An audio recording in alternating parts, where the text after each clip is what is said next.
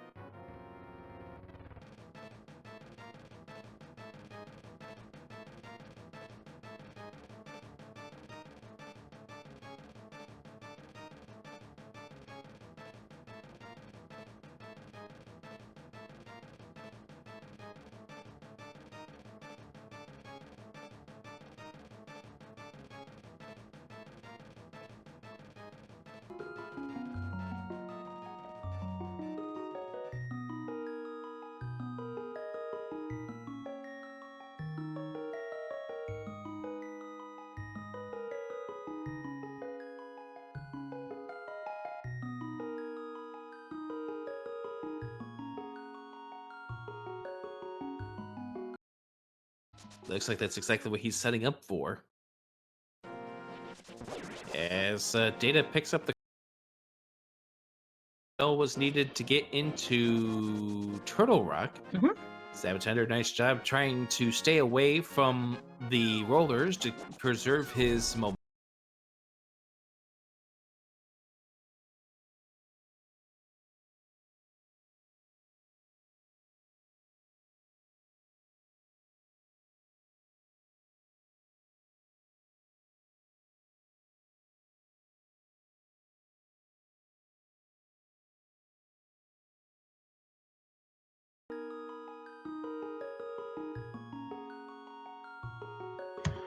Welcome, everyone, to the third week of Link to the Past Randomizer League. Tonight we are featuring Brewersfanjp of WJPTBB against Xilo of Grouchy Old Men.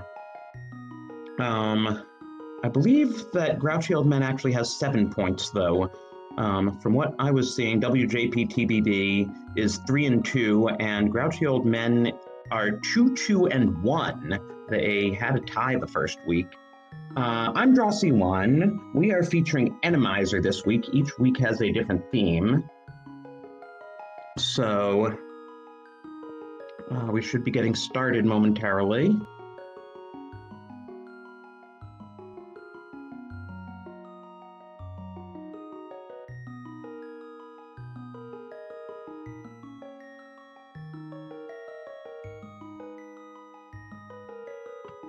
But yes, so far, Grouchy Old Men has actually upset WJPTBB this week because they started 1-3-1, and WJP, etc., started 3-1. So, you know, Grouchy Old Men only had 1 win, WJP only had 1 loss, and here we are with Grouchy Old Men really trying to even the score here, or even take the lead. And considering WJP is currently in third, I think actually a win would vault Grouchy Old Men into second.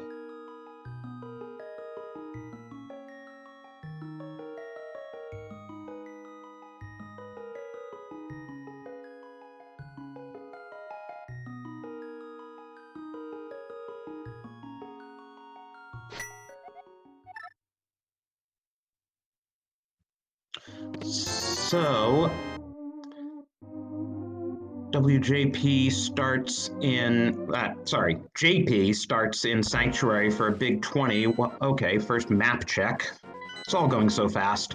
I caught a red crystal on Eastern, a green pendant on Tower of Hera, and it looked like a regular pendant on Desert, but I'm not sure. And meanwhile, Xilo has quite a bit of money coming out of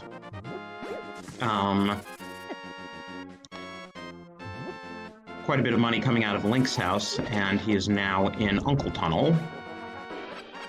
And both of our runners pick up 10 arrows in different ways. Not a great tree pole prize for the first tier.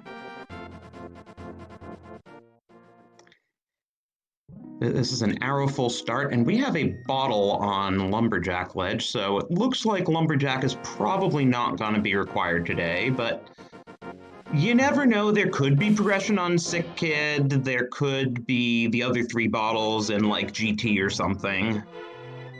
So never say never, but highly unlikely.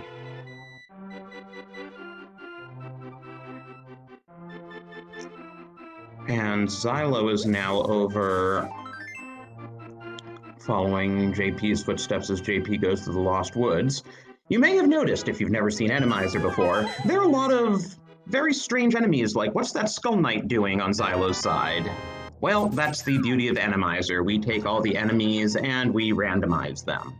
Though, one thing we do to make life a little bit easier is that thieves can now be defeated by normal weapons, so they can still get in your way and knock out your arrows and bombs and rupees, but you can defeat them now if you have a weapon, which JP does not, but he skillfully avoided that thief. JP actually doesn't even have enough money to buy bombs here, so he'll probably check the back of Tavern and hope that gets him something. Gets him the Cane of Verna. He still doesn't have enough money for bombs, so turns out that Xylo's decision to start in Link's house is actually making a difference. And you couldn't see it, but someone just called JP a creeper, and that's why. He dug up bombs under that bush, and he can go into that little hut to farm more bombs. So he's set. Xylo, meanwhile, has plenty of money to get bombs and buy money off of the bottle vendor. And yeah, this is when Enemizer can really put you in trouble, because you never know what enemies are going to be in tight spaces in the middle of those places. In vanilla, it would be 2 rats. They're not much of a threat, but when you have a trap like that, it's kind of tough.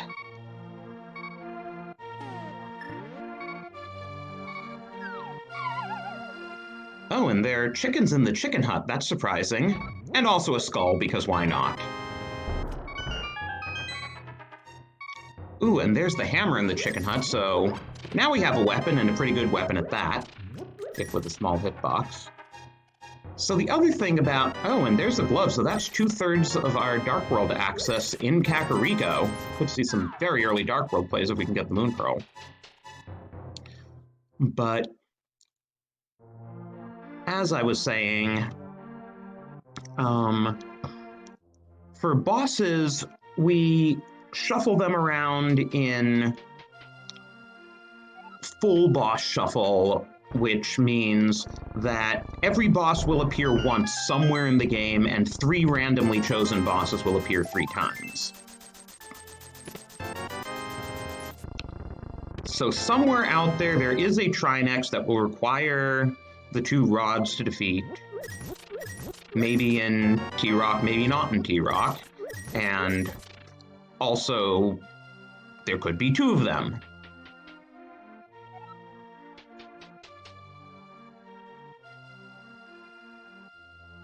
The one redeeming feature about bosses is there are certain limitations in certain boss rooms, like the 2 Moldorm arenas. Because they're so large, only 5 bosses can really have their movements work in that large a space. So the Moldorm arenas can only contain Moldorm, Helmasaur, Mothula, Cold Stare, or Vitreous. And then we can't have Blind in Lanmo 2 room because he glitches the Bunny Beam room right before it. And we can't have Trinex in Skullwoods because with the spike tiles around the side, it's too confined to space. So just a big 20 on the library today. We did get a sword in Blind's hut, so Definitely moving right along when it comes to weaponry today.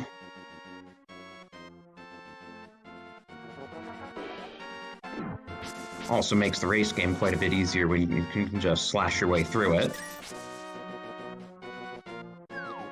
Full heart container, probably not what the runners were hoping for, but it is nice.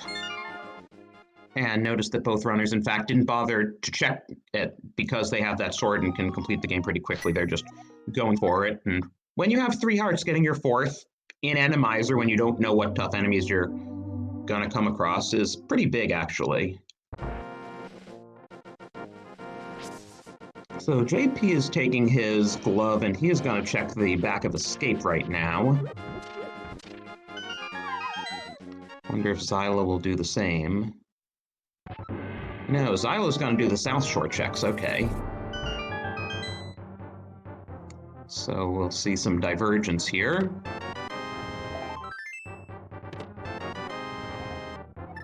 And with the map and the key there, we know that the front of Escape plus Dark Cross must all have items, so 4 items sitting between the front of Escape and Dark Cross.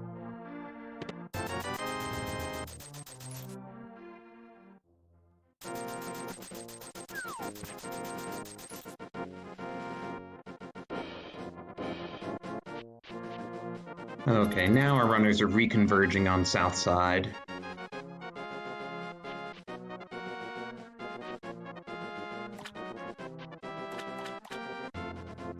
That trap in there is a little bit, well, it's stuck, so I guess they don't have to worry too much about it.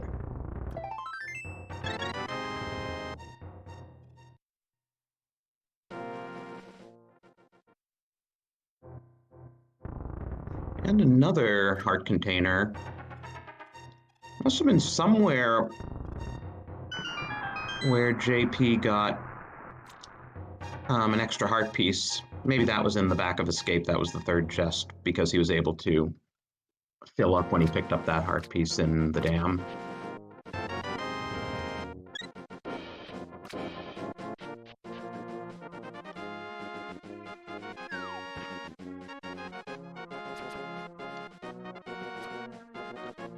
Ooh, and we have powder in Mini Moldorm Cave, and that's the only useful thing we find in Mini Moldorm Cave. But with the hammer, that actually puts Magic Bat in Logic less than 10 minutes in. Very rarely see it. The runners probably aren't going to dash right back for it, but if they find the flute and can get to Kakariko easily, or if they find a bottle and can then check both Magic Bat and Sick Kid, they might go back for it.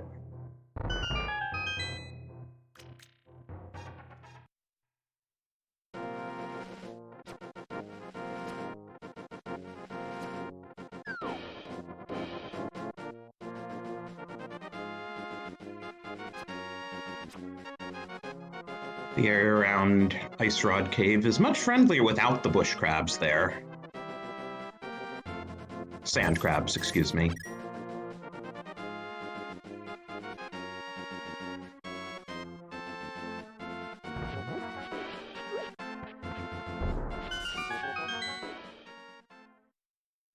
So the fact that Xylo's still walking around here leads me to believe he's going to fake Flipper after getting robbed again by the thief.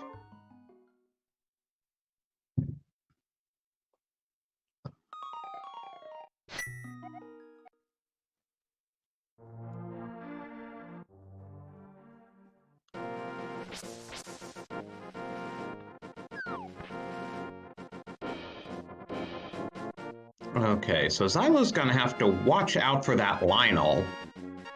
Just manages to avoid it. In fake Flipper mode, if you get hit, you're dead.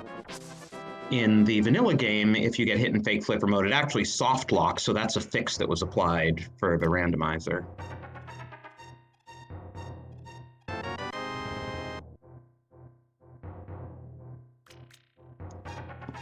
And without the Moon Pearl and without a Water Walk, there is no way for Xylo to check Waterfall Cave, but he has plenty of money for Zora, so he's going right back there. Zora Ledge is a vanilla piece of heart. Really gotta watch out now, Xylo. Down to half a heart.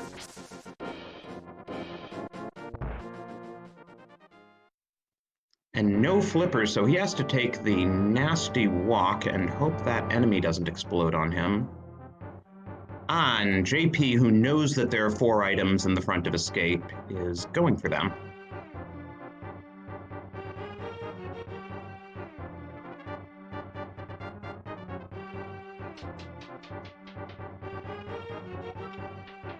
And Zora gives us a love lesson today. Oh, that blue mail is big with so few hearts and it being Enemizer. Escape often gets slash location in Enemizer because the enemies can be much harder than you would have in vanilla. It is, after all, in vanilla, designed to be completable on 3 heart containers.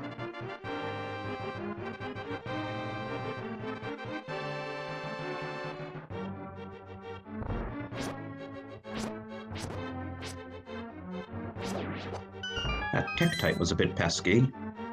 Oh, and Xylo's gonna show us the Eastern Palace area and Sahasrala's closet. Wow, another Tektite.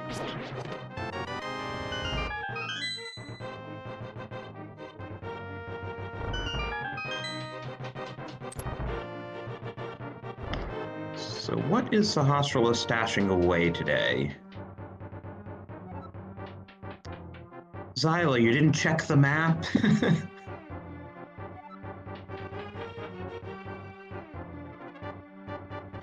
Ooh, mirror, that's pretty nice. With either flute or hookshot. Oh, and there are the flippers, so JP can now do the flipper checks in Logic and do Hobo and Waterfall. I imagine he'll go do that, in fact. And it looks like Xylo's going for the back of Escape.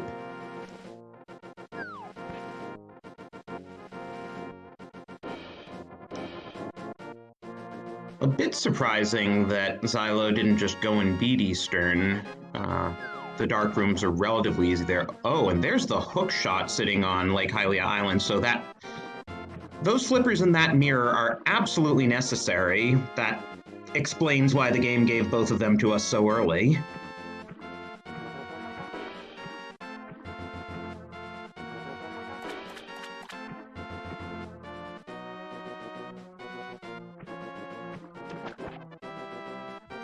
What's the Hobo got? Master Sword. So Dark World Access is in an interesting situation. We are a lamp away from Aga and a Moon Pearl away from non-Aga Dark World Access. So if you're these runners, you want to see the Moon Pearl before the lamp.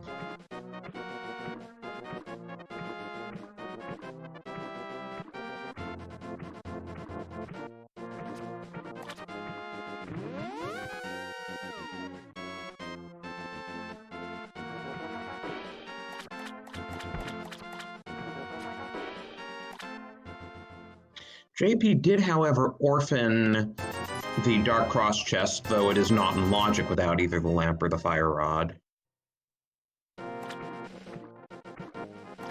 And looks like Waterfall Cave wasn't really worth it. Oh, and we're getting that magic bat check on Xylo's side. And there's our Aga care package. That explains why the hammer and the powder showed up so early. But yeah, the funny thing is, since we already have the hammer and the glove, the only way this is an Aga seed is if Pyramid Ledge either contains the Moon Pearl or something that leads to Moon Pearl.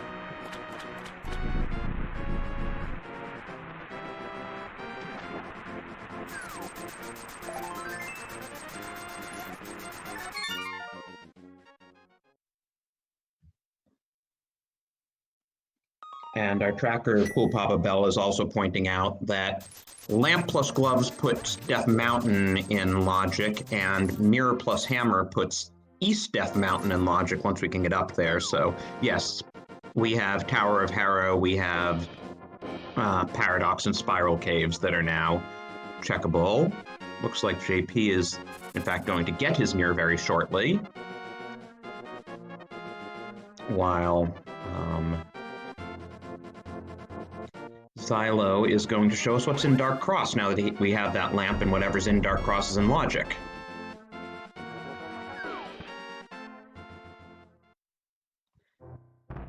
Dark Cross was a red herring.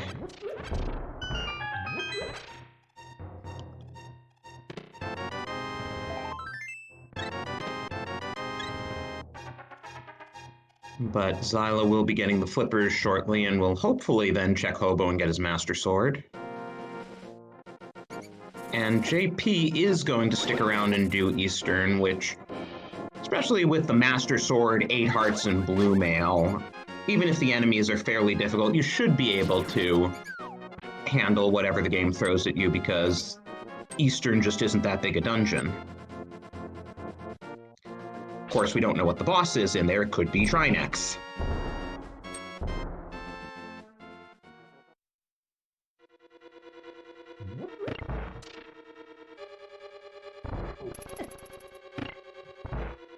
The funny thing is, as far as JP knows, this is out of Logic, and Dark Rooms are a bit more dangerous in Enemizer, in fairness, because you don't know what enemies are in there.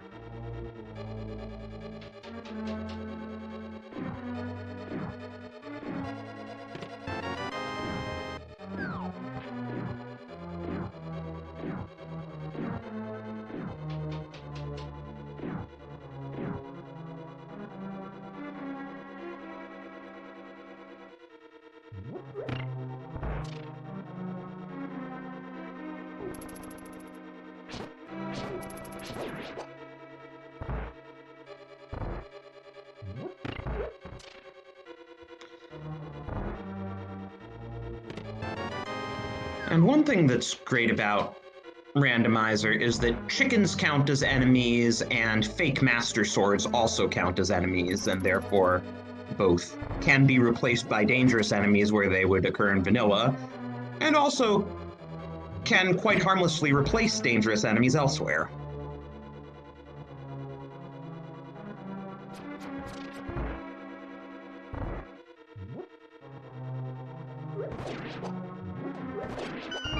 So good. Xilo is doing the flipper checks. He will get his Master Sword, and he sees that the hookshot's on the island.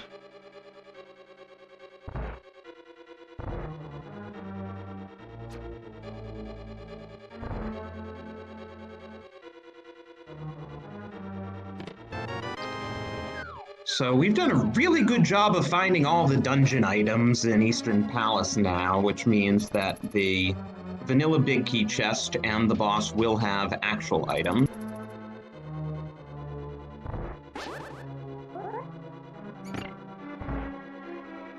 Well, whatever was in that room looked reasonably harmless. And it sounds like just rats going around this room, and JP did manage to pick up the key.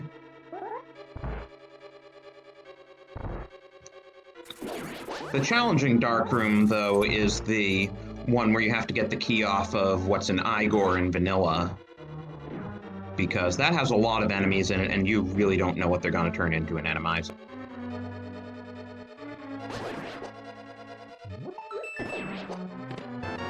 Oh, and Eastern is the play, because we have the mitts now.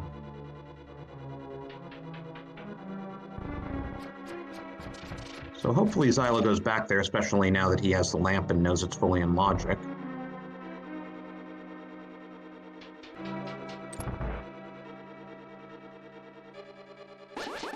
So if the Moon Pearl turns up either on the boss here or on Death Mountain, we could potentially do Dark Death Mountain along with Light, except that we wouldn't have Hookshot Cave.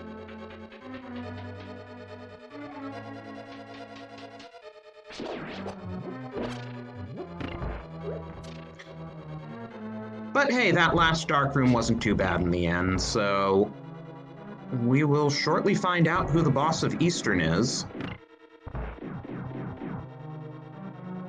And it looks like Xilo is in fact going to join JP in Eastern, so he will get his mitts.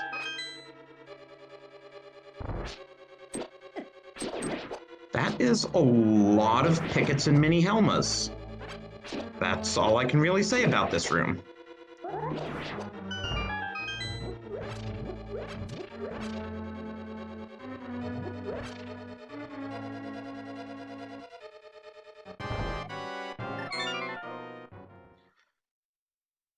And he saved and quit out of there so quickly, I did not actually see who that boss was.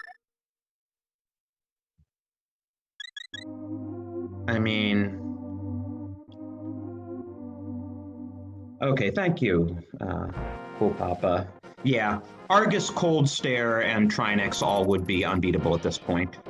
But at least in the case of Argus, we know what it'll take and can go back there at the right time.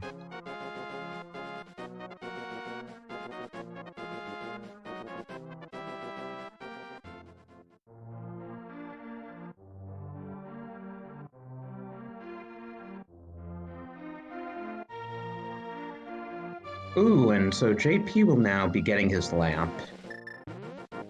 And then he'll realize the Death Mountain's in logic. And won't immediately do Aga.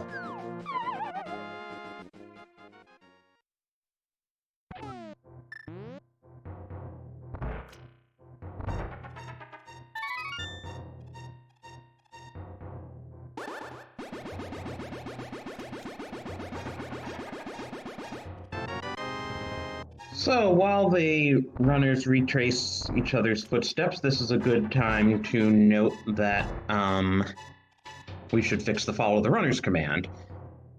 You should follow the runners, but, you know, also the runners who are currently playing. So let me see about getting that.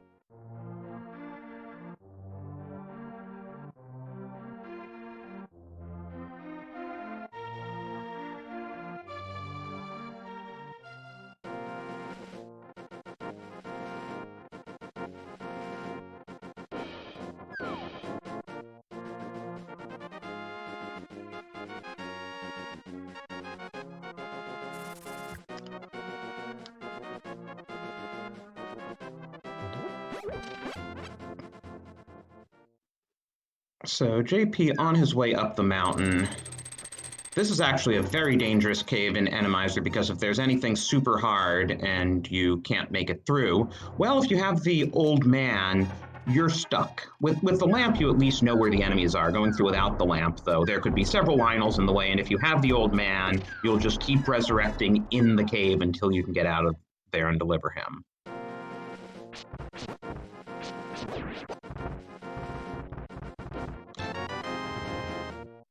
So Xilo picks up his mitts.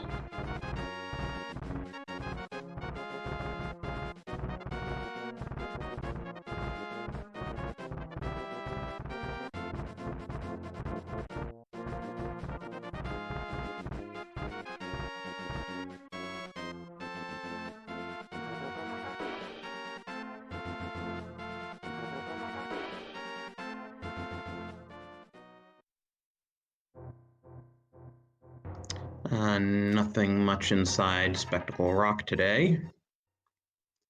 Nothing much on Spectacle Rock either.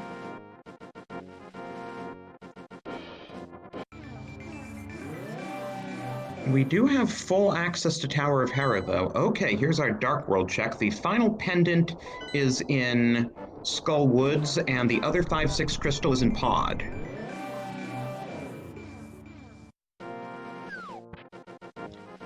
Yeah, so with the lamp, Hera Basement is in Logic, so the entire tower's in Logic. And without the hookshot, if the big key's in Hera Basement, we have to go to Hera Basement to get it. No Hera potting without the hookshot. But we are spared that. And Xilo has also saved and quit out of Eastern in a hurry.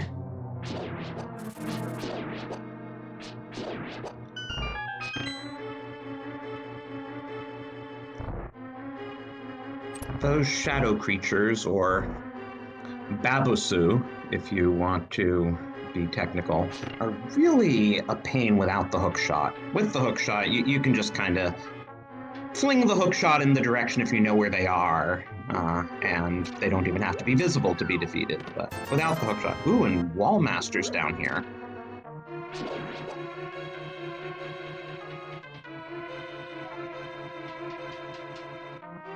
And JP's not going to try any fancy bomb jumps. He is going to get the big chest the glitchless way. So 50-50 chance that the second item's on Moldorm, 50-50 that it's in the basement.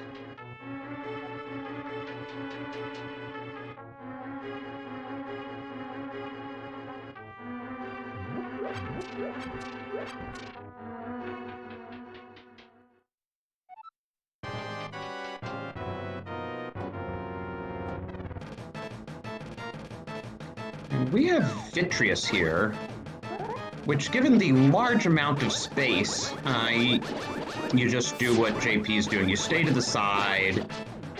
Ooh. Only he got pushed off. Fortunately, he did flip the switch, so he has access to these hearts.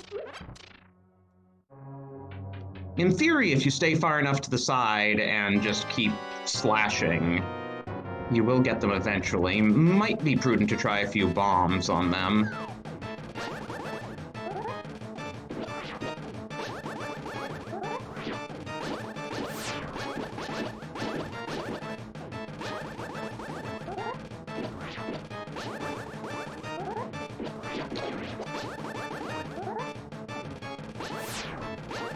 And Xilo, having run out of locations that aren't Aga and Death Mountain, chooses Death Mountain over Aga. Good choice.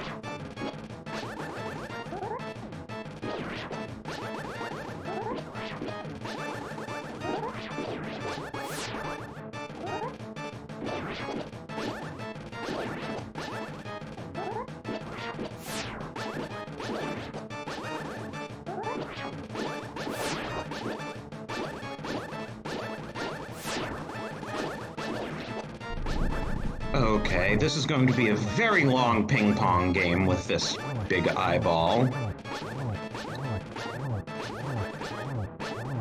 In non-enemizer, since Viddy's all the way in Mire, usually the runners have more weapons by that point, so you don't see a gazillion Master Sword slashes.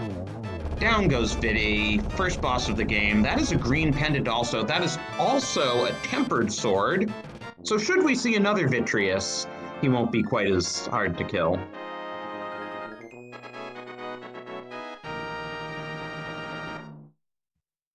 So that means that the Moon Pearl could be on Sahasrara.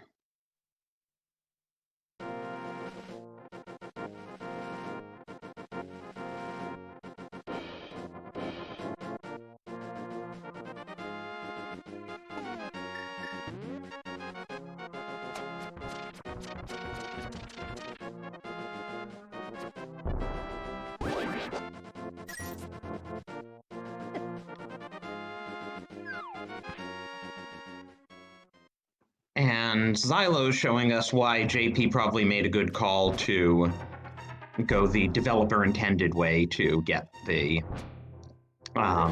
big chest. I mean, there's a friggin' Wallmaster there, there's a Gorilla there. But he does make it eventually. Meanwhile, Spiral Cave has the book. So we can certainly check Ether Tablet while we're up here. Also gives us access to Desert, though Desert might be boots locked. And it being a pendant, we don't really want to go in there if we don't have to, but I'm sure JP will check Ether Tablet before he leaves Death Mountain.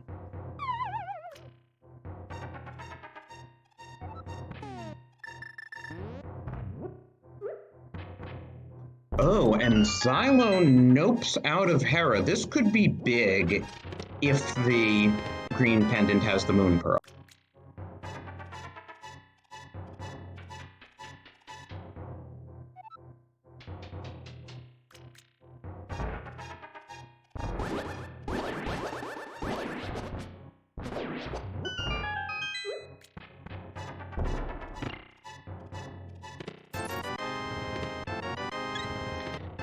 Well, Ether Medallion is the first big thing we found in Paradox Cave.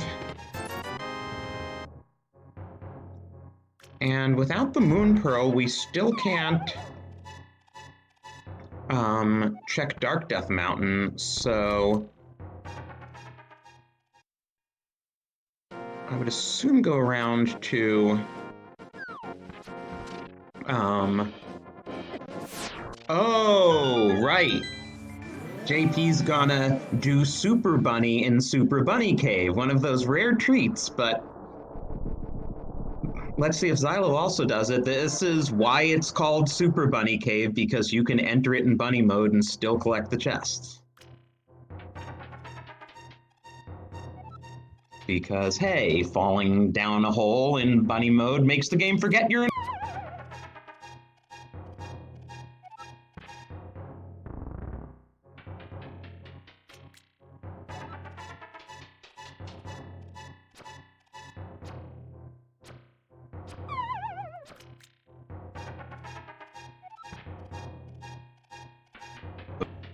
Of course, these two chests are not in logic, but logic schmogic, right?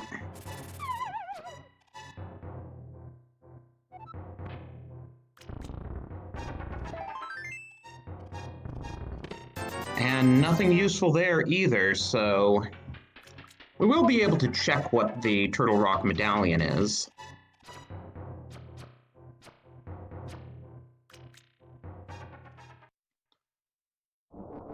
And Xilo does not want to go back and check Ether Tablet. This is... okay, that's Bombos for Turtle Rock. So that Ether might not even be worth anything to us.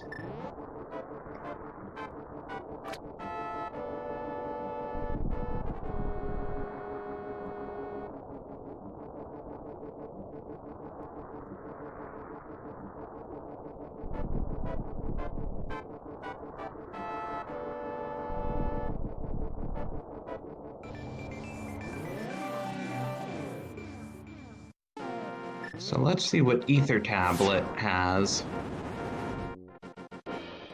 Just arrows, so either Sahasrara has progression or Aga.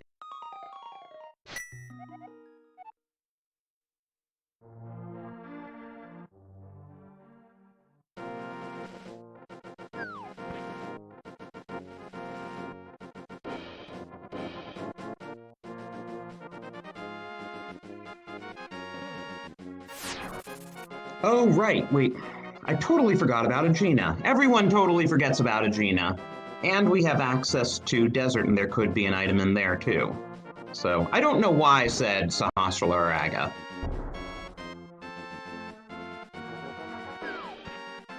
But Aegina doesn't have anything. Sahasrara doesn't have anything. Okay, can I now safely say Desert Palace or Aga?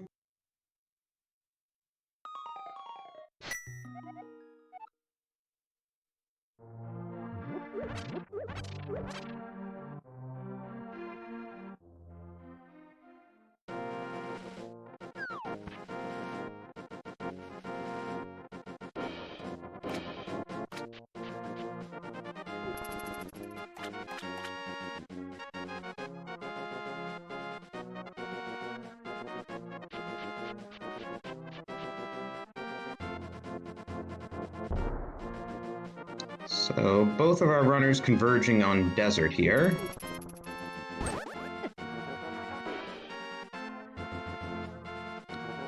What will this first chest have for us?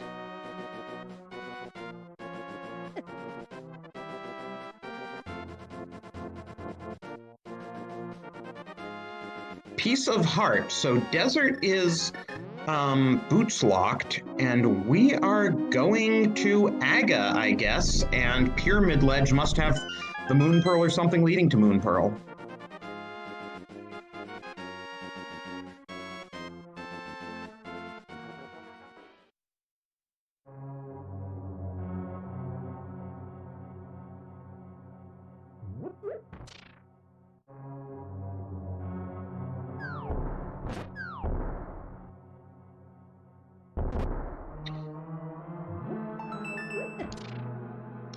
I wonder if JP is going to last location Aga 1, because he still hasn't done Dark Cross, so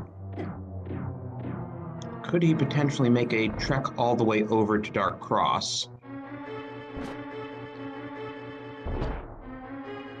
Or will he just say nope and do Aga?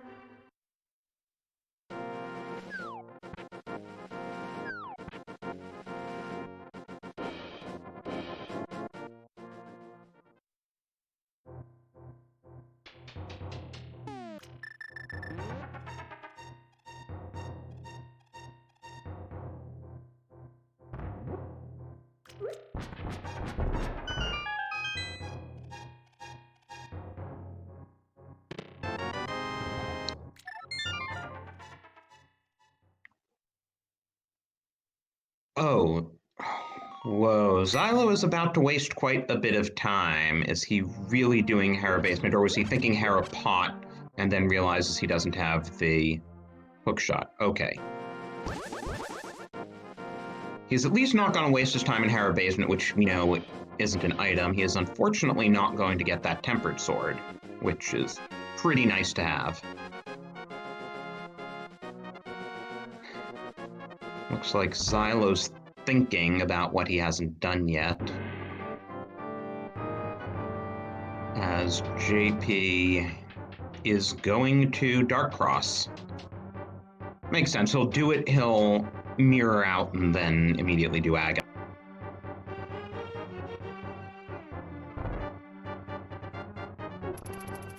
And Xylo, despite having a few unchecked locations, is just saying, screw this, I'm doing Aga.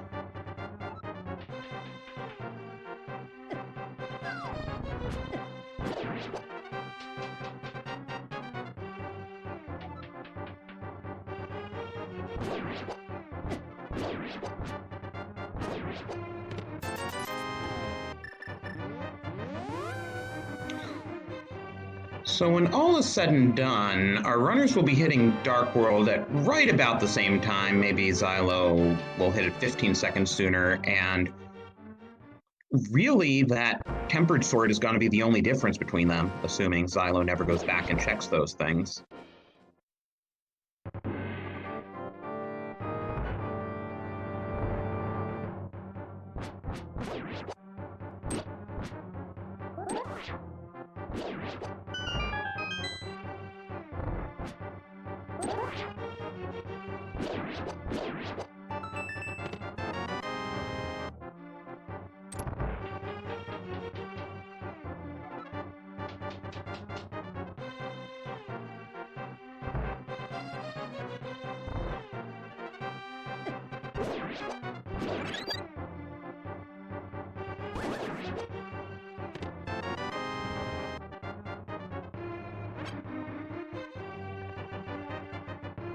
So what happens in the Dark World?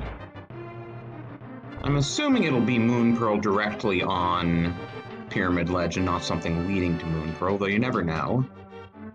And then we can immediately go and get the hook shot. And then we have most of the Dark World open to us.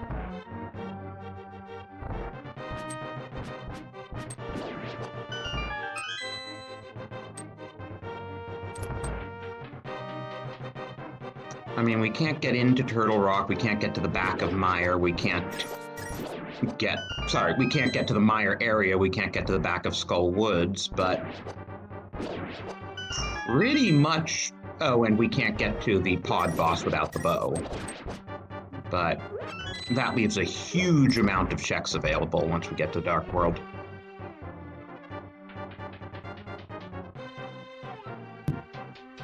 And heading on to Aga, not too many viewers in here today, but if any of you would like to guess how many blue balls Aga is going to shoot today, feel free. I'm going to be optimistic and say 2.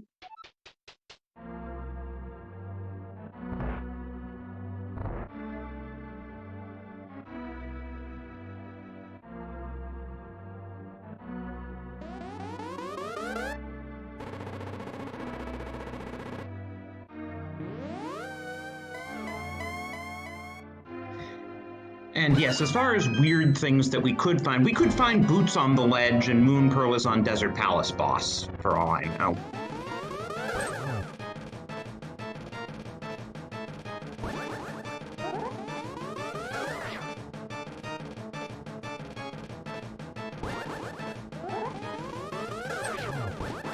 Okay, so I'm already on the verge of being wrong if Aga doesn't just keep giving us energy balls from here on out. Which he is doing so far. Oh, there's the third blue ball. But 3's all we're getting today. One more lightning strike, and then one final energy ball.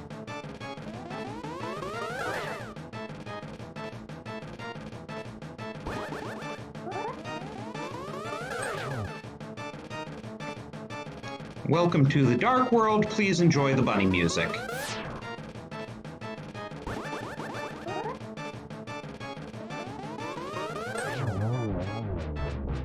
Ah, there's the Moon Pearl. Okay, no more fetch quests for it. The cool thing is the bunny music will continue until the runners leave the overworld map or go back to the light world.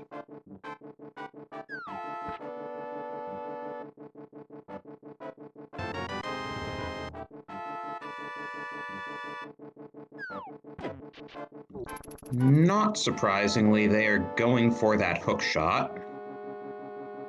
Makes total sense. But we could very easily see some divergence after this.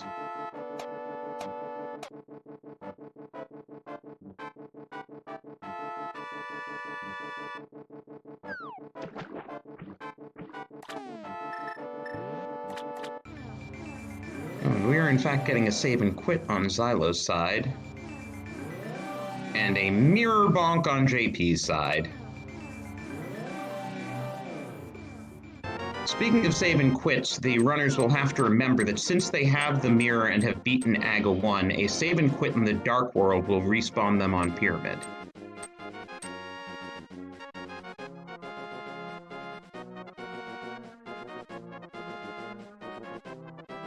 Okay, both our runners gone for Hype Cave, in fact.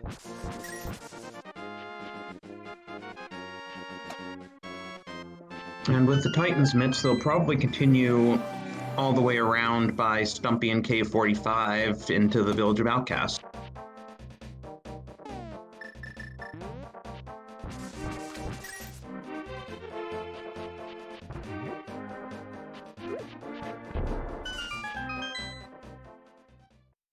The best meringue in Hype Cave. Oh, and there's our fourth sword, so... And 2 bottles. Interesting. I'd give that a 4. You know, 1 bottle certainly good. Sword upgrade's good. Blue meringue, why not?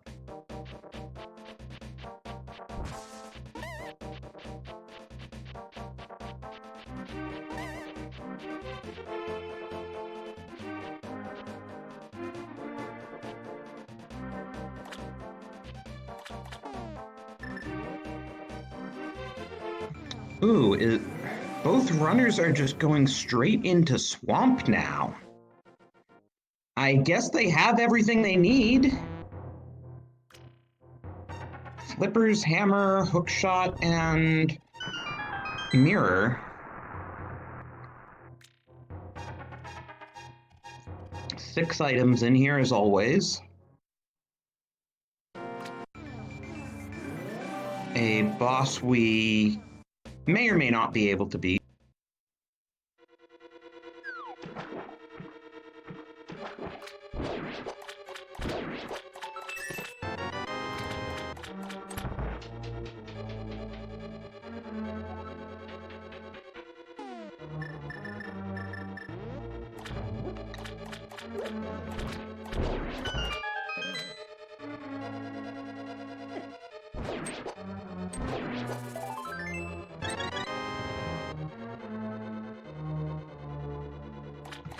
Hey, JP fills up his first row of hearts.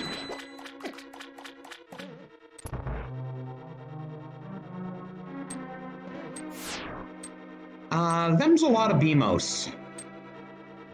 And a blue-themed room, too, between those Bmoy and that Guria.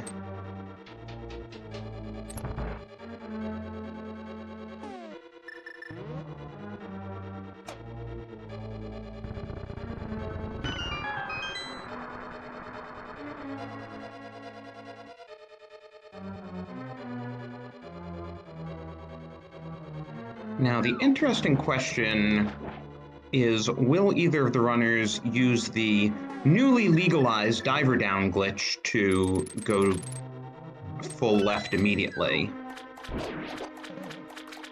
No, they don't have Cane of Samaria. What am I saying?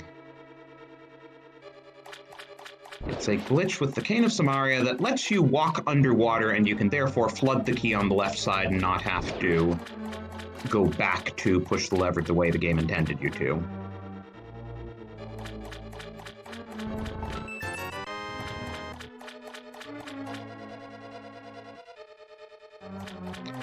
I guess the Cane of Samaria could have shown up in that second chest, but it didn't.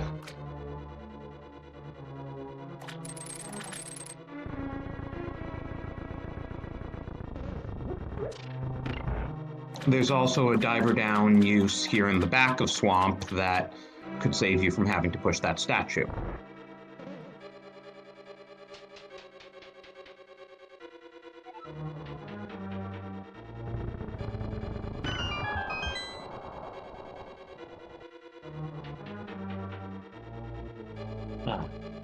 According to chat, there's also a bomb set up for diver down, but neither of our runners are doing either of the diver downs today.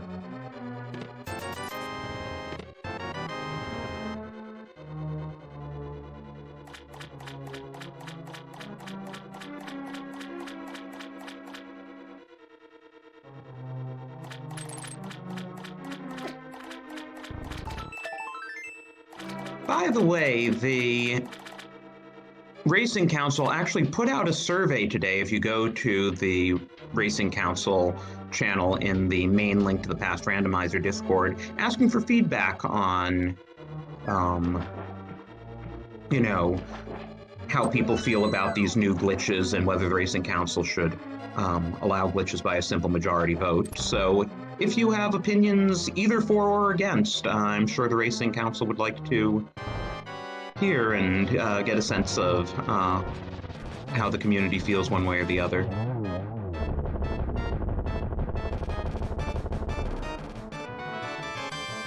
Ooh, and that is a fire rod sitting on a wicked easy Mothula. So we can now beat Cold Stare if he shows up. Well, when he shows up. There are three of them after all.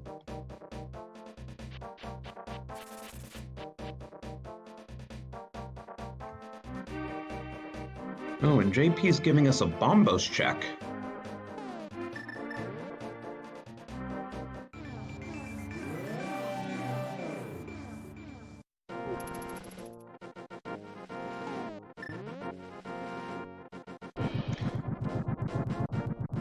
Which means he's probably fairly likely to orphan Purple Chest, because coming all this way back for one check seems unlikely.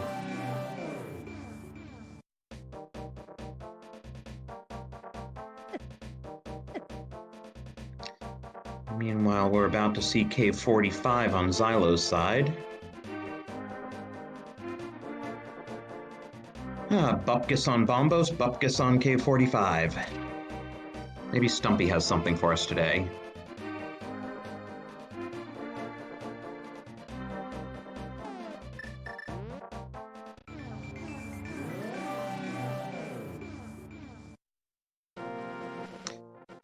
Well, since we already have the Cane of Burna, the only thing that cape could get us is whatever's on Bumper Ledge. Otherwise, that's just junk too.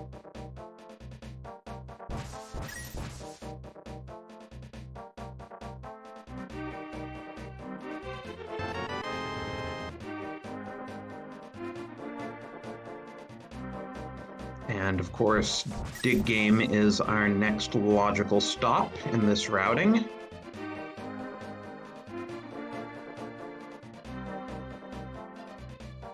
Well, that's good. Not too long a dig game today, and a full heart for your troubles.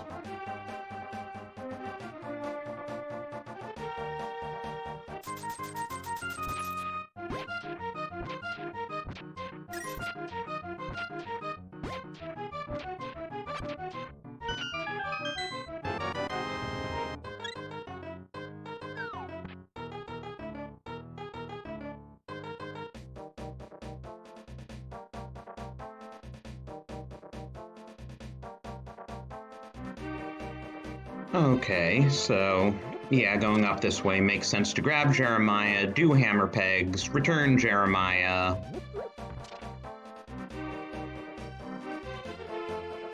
Continue into Village of Outcasts and Thieves Town. Plenty of checks up here. Probably continue all the way around and get the 2 items out of Skull Woods, which, even if one's on the boss, well, we have that Fire Rod now. And then we can finish off by checking Bumper Ledge and Graveyard Ledge and not Bonk Rocks or King's Tomb because we still don't have those boots.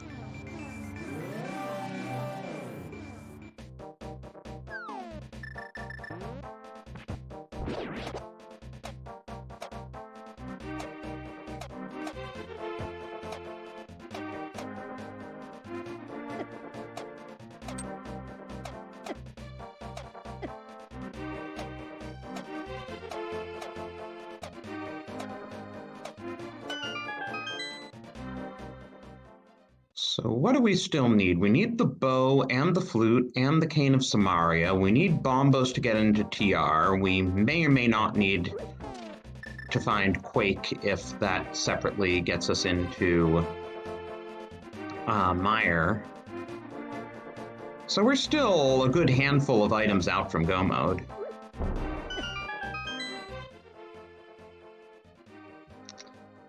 And yet, through all this, the runners are amazingly in sync. And despite the fact that JP has managed to route in more checks, the only thing those additional checks have given him over Xilo is that he has a butter sword to Xylo's bacon sword. And Sick Kid gives us his toy shield. Why are we stealing his toys?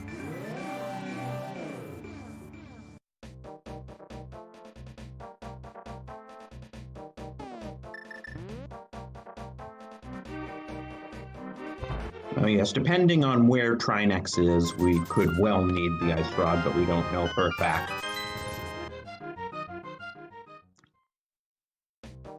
Ah, there's Quake. Okay, so either Bombos is both of our medallions, or we have the Mire medallion, so that clears that up. Oh, and there's Bombos. Okay, well, Thieves Town is Medallion Town today.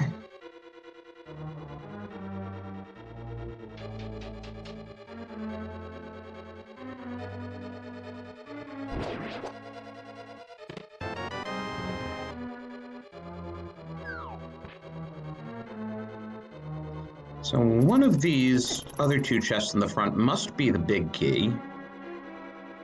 Oh, Thieves Town's also Chain Chomp Town today.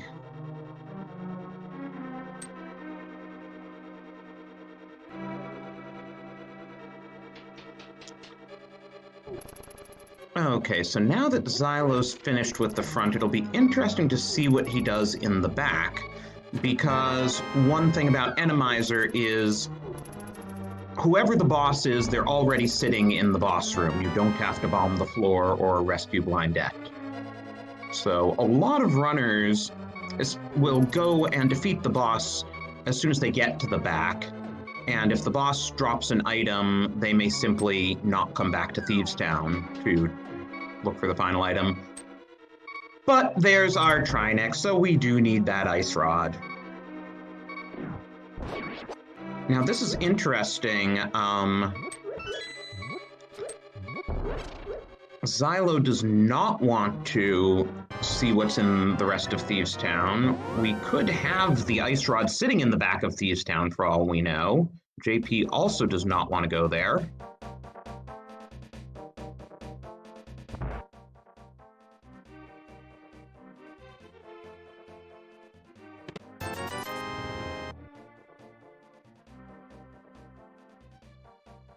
Well, nothing on Bumper Ledge. We've already got plenty of money for the rest of the seed.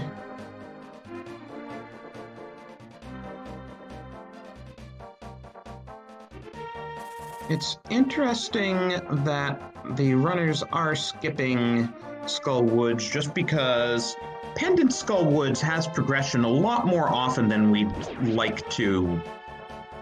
would want it to have progression.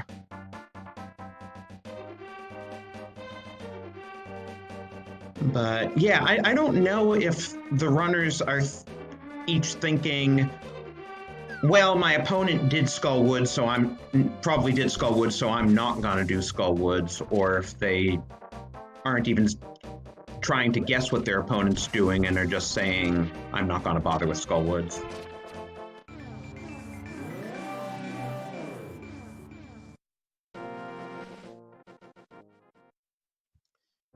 Because it is kind of impressive at this point that their Dark World routing's been so similar in terms of what they've skipped. The only real difference was JP going and checking Bombo's tablet.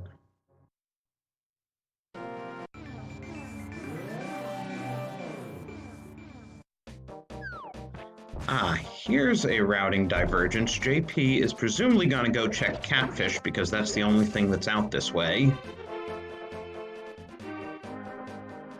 While Xilo is going to Pod, but without the bow, so he will not be able to complete it unless the bow is in Pod.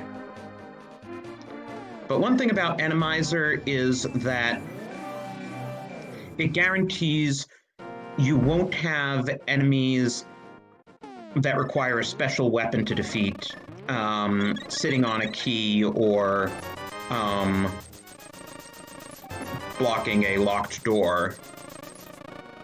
So we know we don't need the bow to get through the right side of the front of Pod, where there would normally be gorillas in the vanilla game.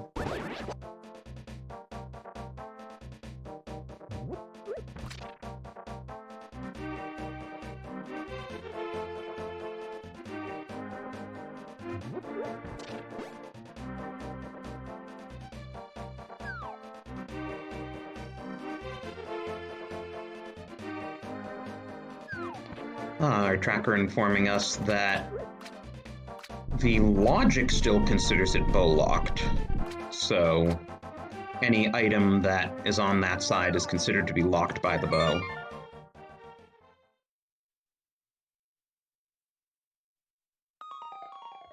Okay, Catfish was a bust.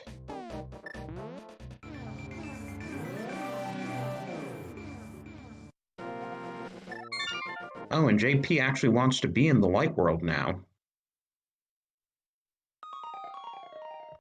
Wonder if he's gonna do Dark Death Mountain. Nope, he's starting at his house.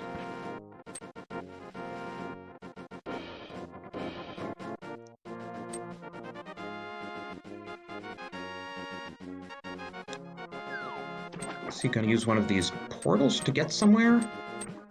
Oh, or is he doing Ice Palace?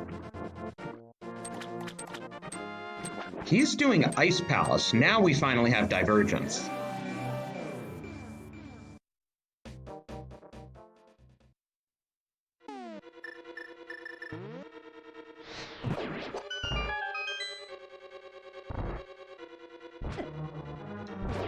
Okay, we've gotten the two non-small key items in the front of Pod, so everything else in the front will be a small key.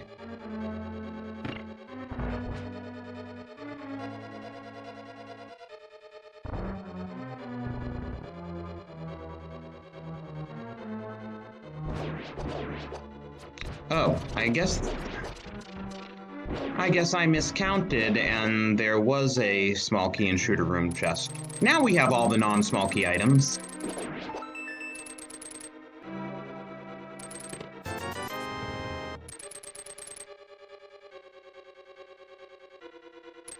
And that was one of our 3 Ice Palace items, also junk.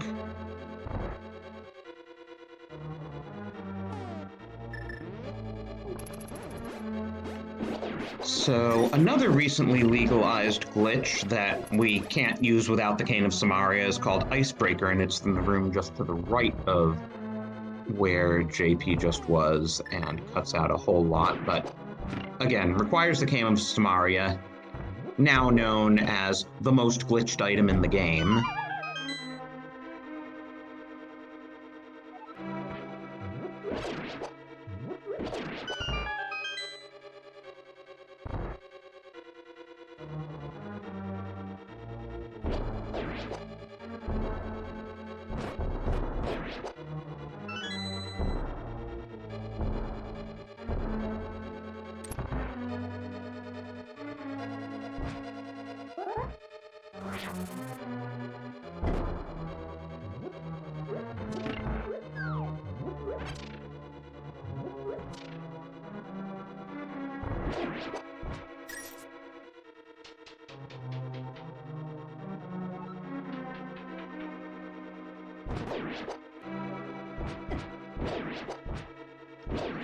Okay, do we have anything in the dark maze, or was Pod a total oh, the boots! That is a nice find.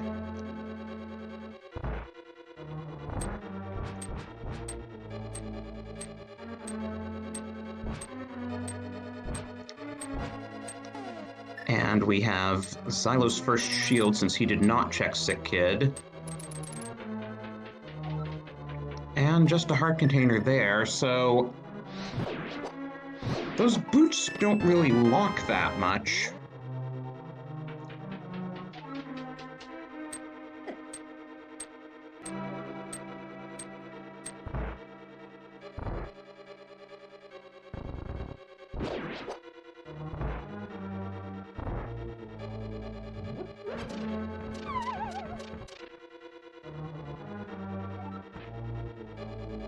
What's Xylo doing now? Did he get the bow and I missed it, or does he forget that this part is still bow locked?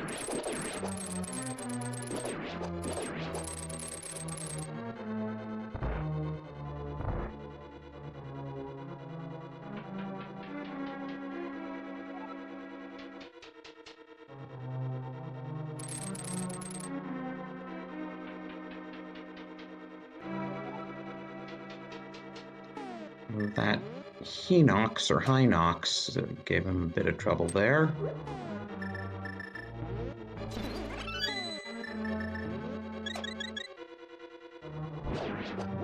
Yeah, I guess Xylo just forgot that, oh yeah, that part of Pod is still bow locked in Atomizer. But since he has the hook shot, he can now go in and finish off Eastern. Who knows, maybe Argus is sitting on a bow.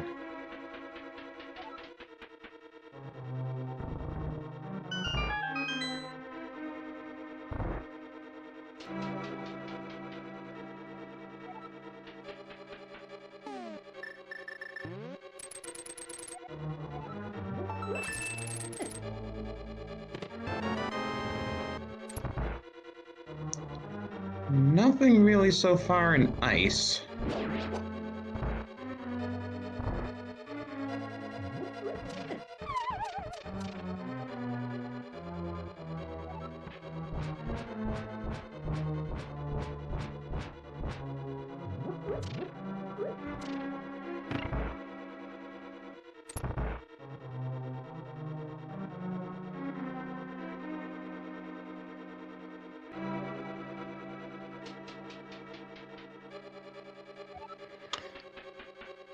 You know, Freezors, because they break out of the wall, can only be in their vanilla locations and will always be in their vanilla locations in Atomizer. Aghanim and Ganon will also only be in their vanilla locations, but that kind of goes without saying.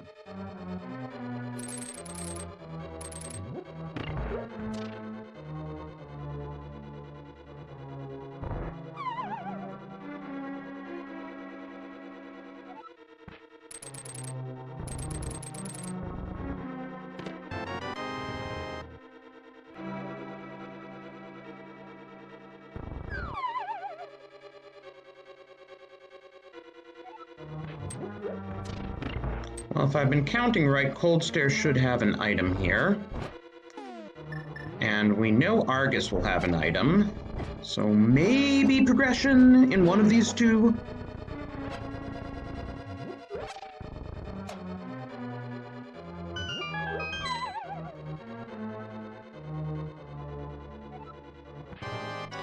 Ooh, and Lanmo's in the Cold Stare room.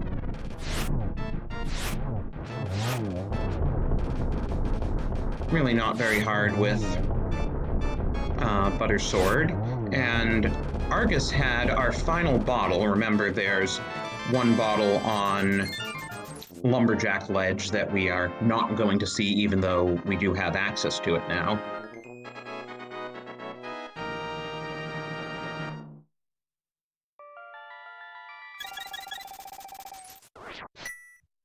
So where to now?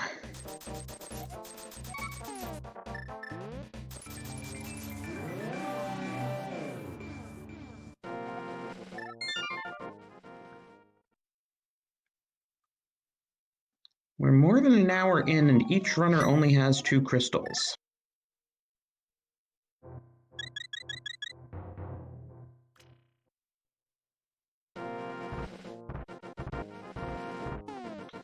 Looks like Xylo's now thinking Ice Palace.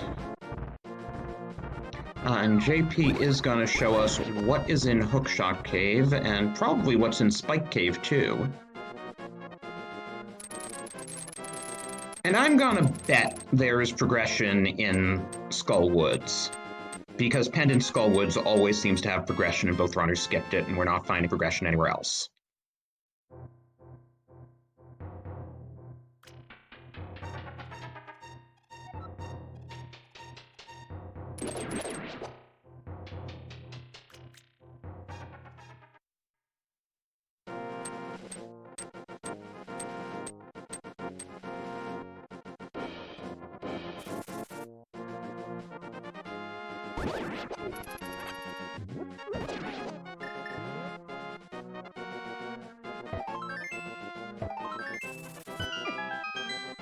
Oh yeah, and we got that Bombos, so we can now open Turtle Rock.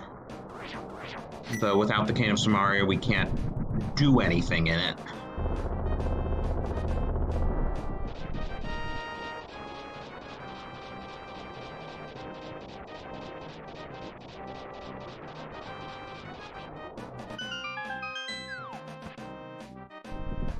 So, 4 items in Hookshot Cave, which makes it a more item-dense location than Ice Palace.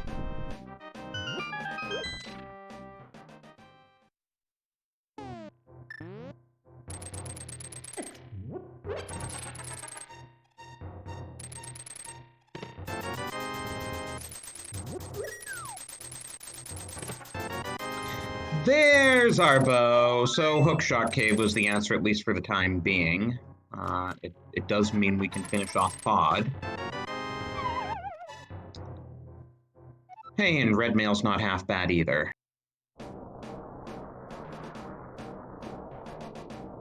Oh yes, our tracker reminding us they also both skipped Left Side Swamp, and I was not counting how many items are left in Swamp.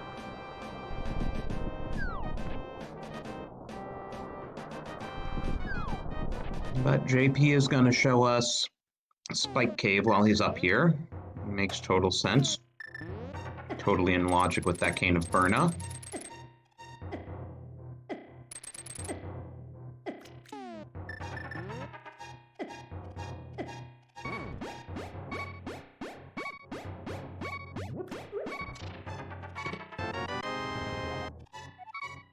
And we have a cane for a cane today. So, Dark Death Mountain was our answer for progression. That makes Turtle Rock likely full clearable unless there's a Vanilla Trinex in the back.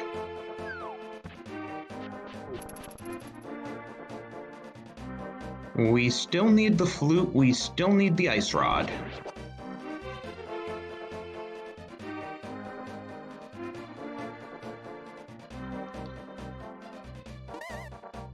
And I wonder, even with Trinex not in his vanilla location, will Ice Rod follow the time-honored rando tradition and be at the bottom of Laser Bridge?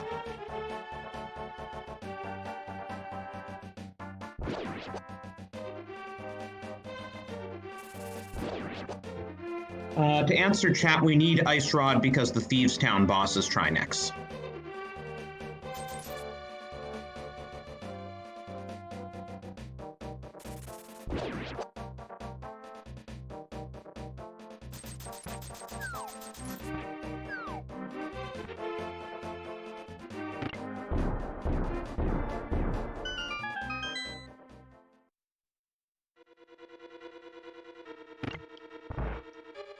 You know, this is pretty amazing for rupee count. JP got 2 blue potions, paid off Kiki, and still has over 700 rupees.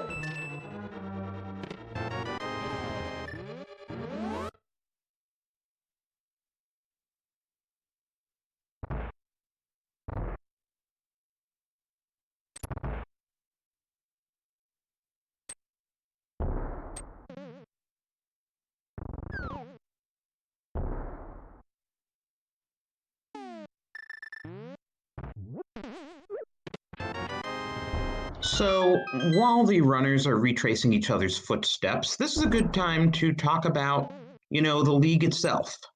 We have 8 divisions of 8 teams each. This is... Oh, shoot.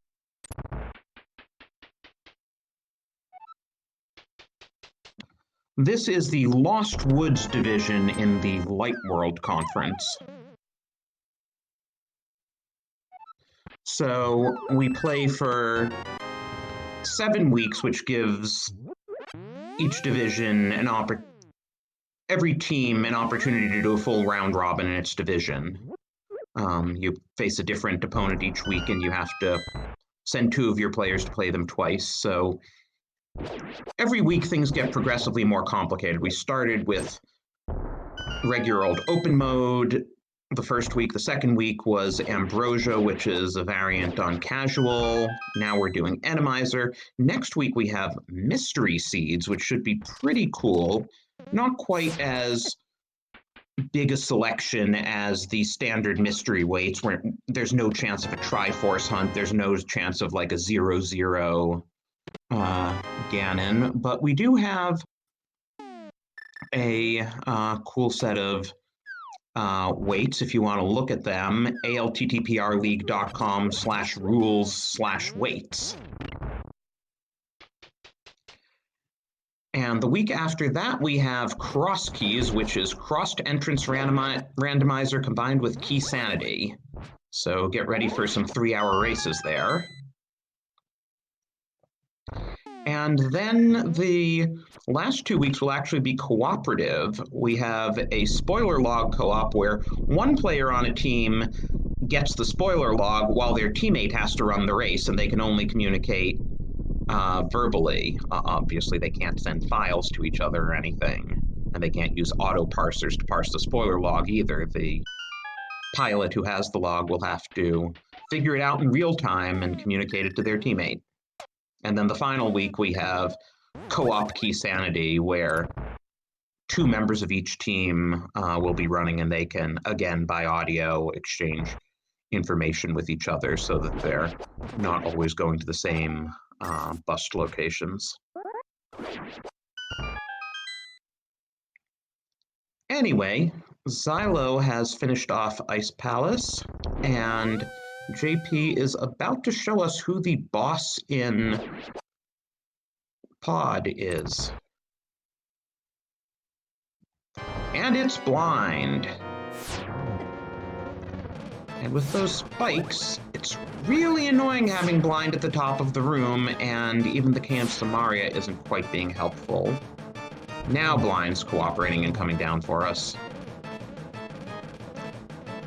And Xilo is going up Death Mountain, which is good because we know there are 2 progression items up here, so hopefully he'll remember to check Spike Cave after he finishes in Hookshot Cave.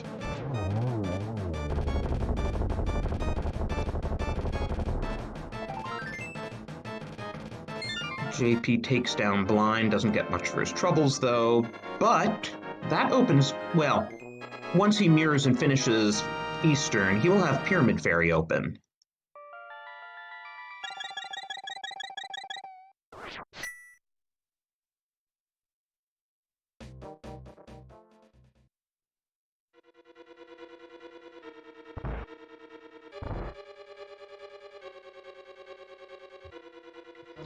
Also of note, neither runner did check Pedestal yet, even though they've had the book for quite a while, and we have full clear access to all 3 pendant dungeons, so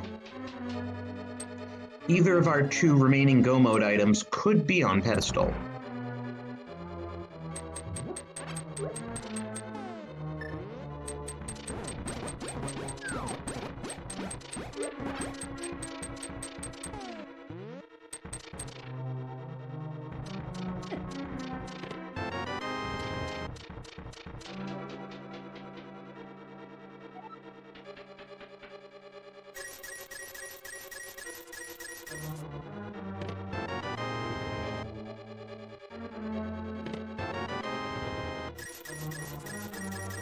Xylo having a bit of trouble with that crystal roller.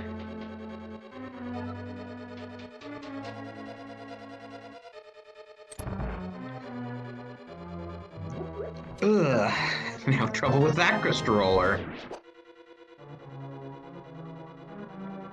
But he did get his bow.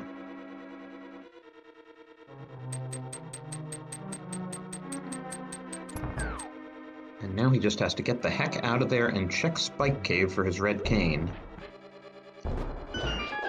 And JP is about to collect his boots.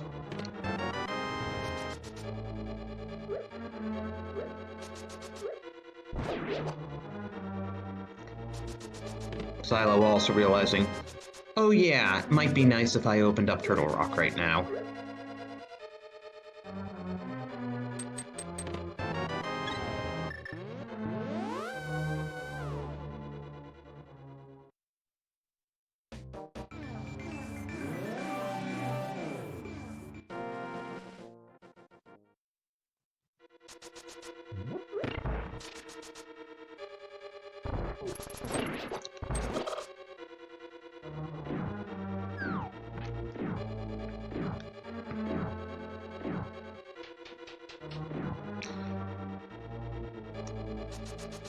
And Xylo's forgetting he doesn't have the Cane of Samaria, or maybe he just wants a magic refill.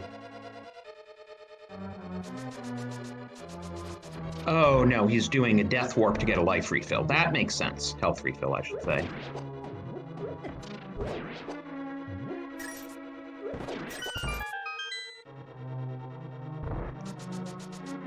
Now what's he doing?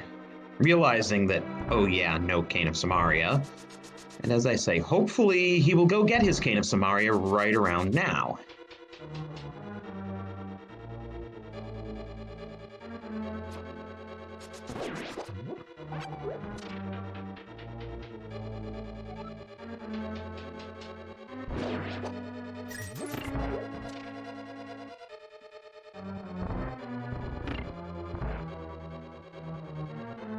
So anyone in chat happen to know how the rabbits work in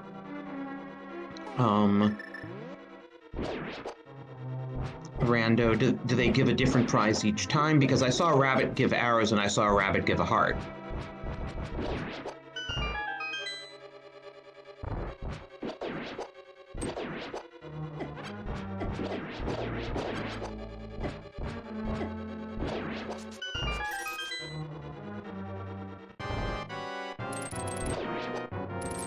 Oh, and Xylo is going to replenish his health and try to get out of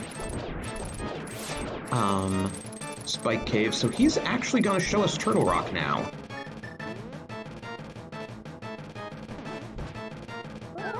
Trying to get spin speed there.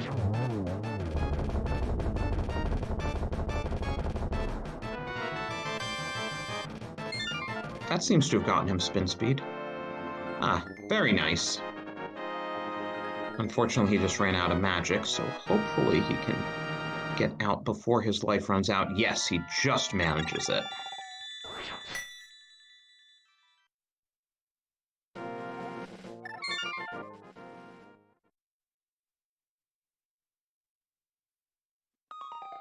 Meanwhile, JP has collected that fourth crystal and looks like he's going to do the boots checks.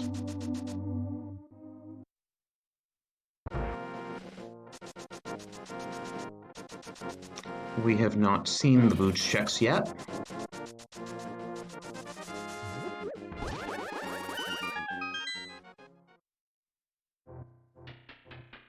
And yeah, Xilo is headed towards Turtle Rock.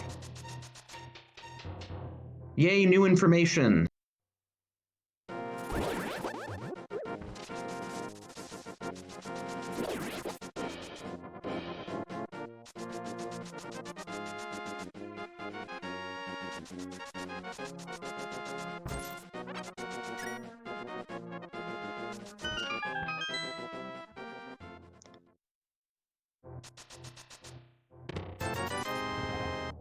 And Xilo had really better hope Turtle Rock has something because, not that he knows this, but he is starting to fall a bit behind. JP is just making a lot more checks a lot faster.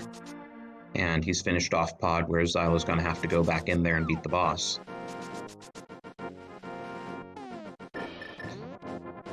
And it looks like now JP is going to do Pyramid Fairy.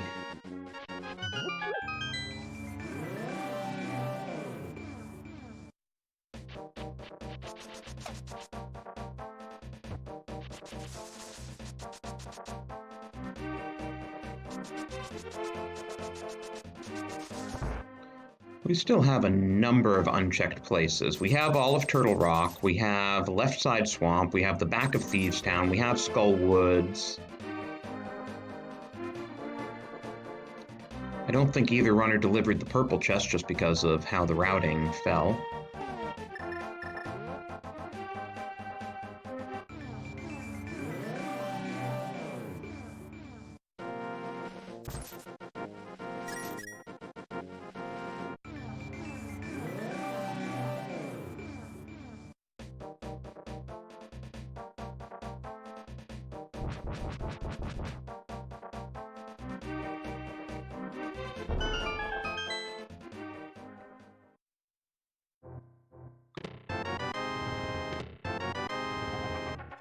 And there's our flute. So JP is now one item away from Go Mode, and that Ice Rod can truly be anywhere except on Trinex or in Ganon's Tower.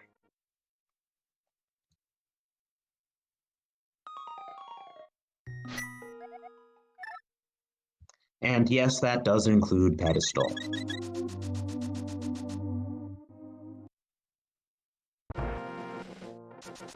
I guess assuming there isn't a second Trinex in Desert, because we know Trinex can't be in Skull Woods and Enemizer Lodge.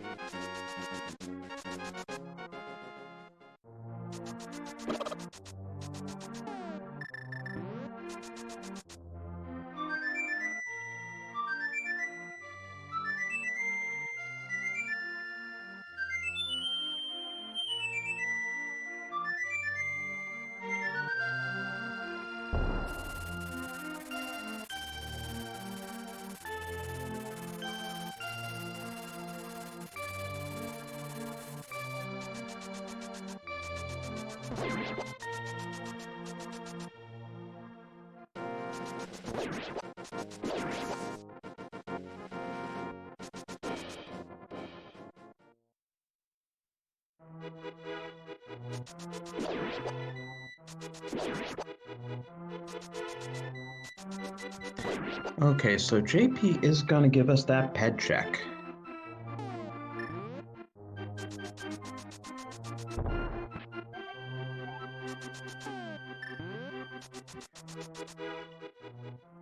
Well, we can all sleep easier at night tonight.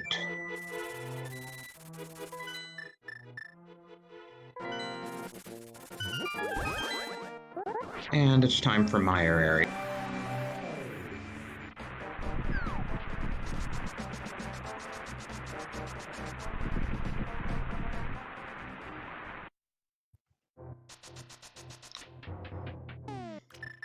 What does Meyer's Shed have for us today? What does Mimic Cave have for us today?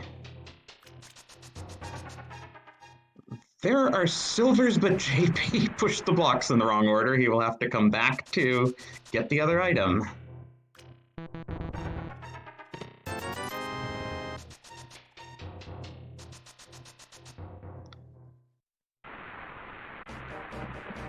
But hey, when we finally find that ice rod and get to Ganon, we will have Buttersword silvers on JP's side.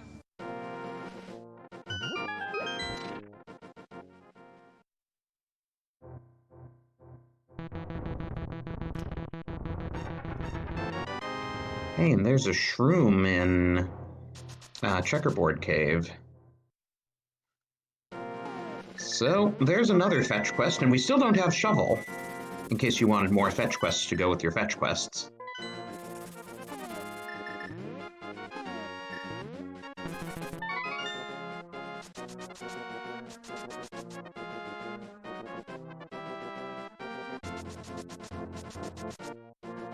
Can I still call this room Xylo's in Crystal Roller Room without Crystal Rollers in it?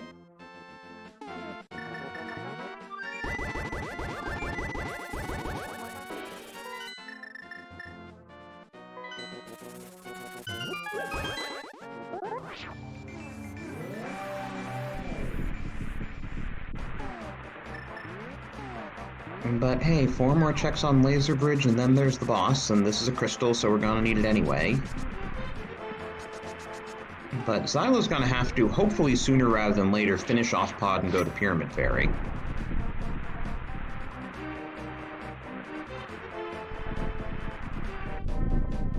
To address chat, your bedroom is still your bedroom without you in it, but is it still your bedroom without a bed in it?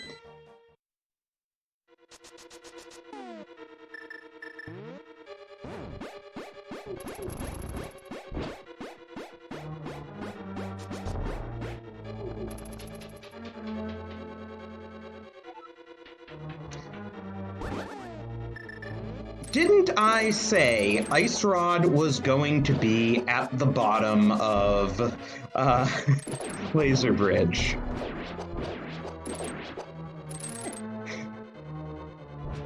Because Ice Rod just likes to hang out at the bottom of Laser Bridge. That's how Rando is.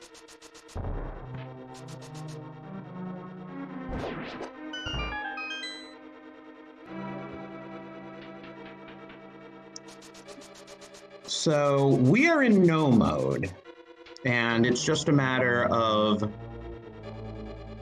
how quickly the runners can get their respective one missing item.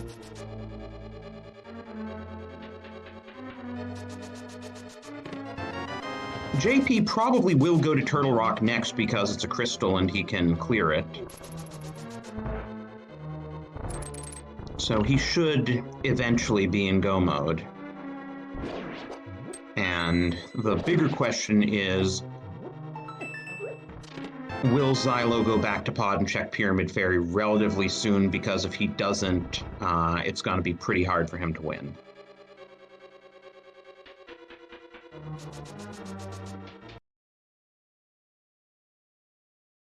Even in a best case scenario, I would say Xylo's slightly behind, assuming JP goes to Turtle Rock when he finishes Mire.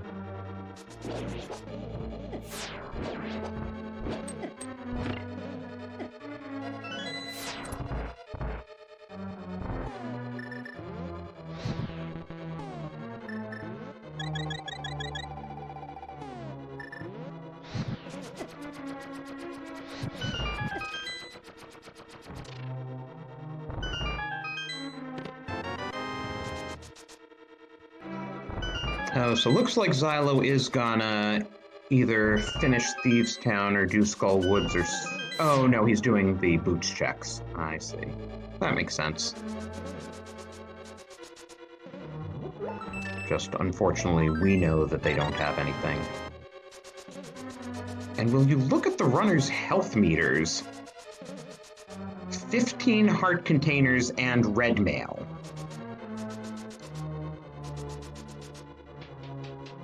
I just realized, though, that Xylo is going to be at a bit of a disadvantage because with Flutus's Gomo item, he's probably not going to get silvers.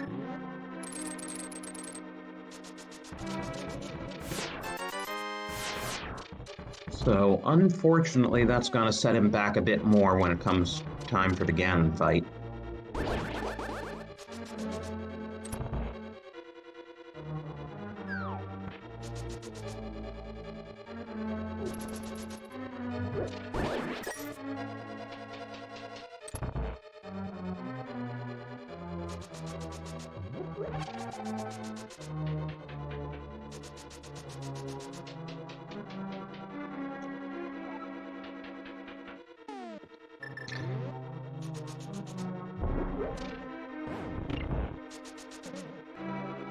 So yeah, Xylo's gonna finish off Thieves.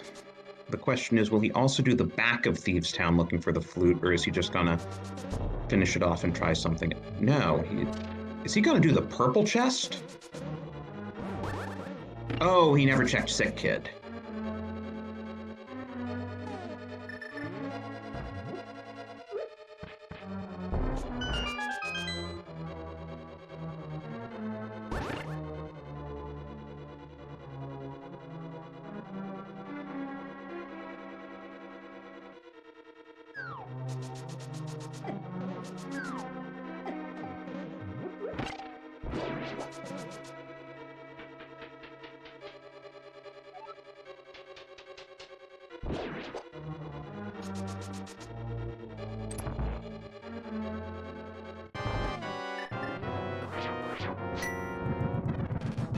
And here's our cold stare for the day.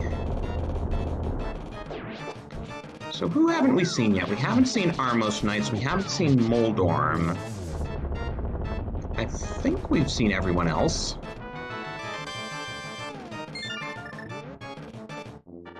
Yeah, we've seen everyone else. But we haven't seen anyone twice yet.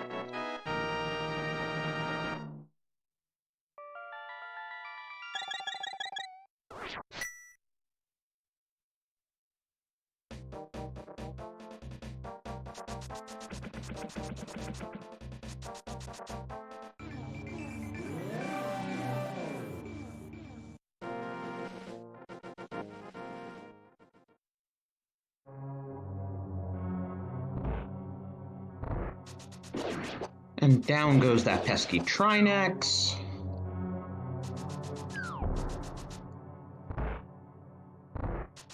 What does Trinex have? Just the map. So there are 2 more items in the back of Thieves, and this is going to be unfortunate if Xylo spends time getting them. But fortunately for Xylo, Brewersfan is wasting time in desert, so...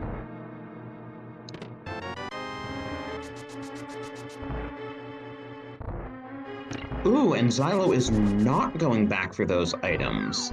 He is going for the purple chest.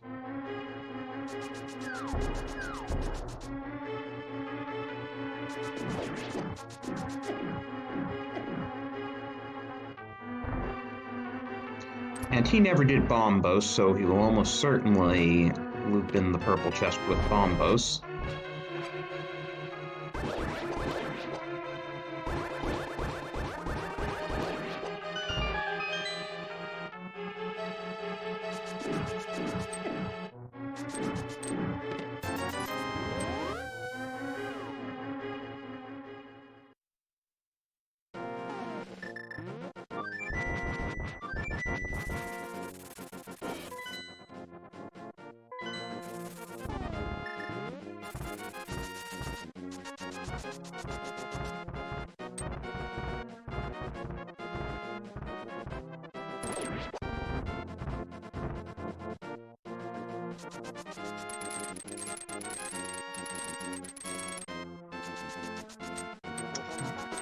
Hey, the purple chest has a heart container.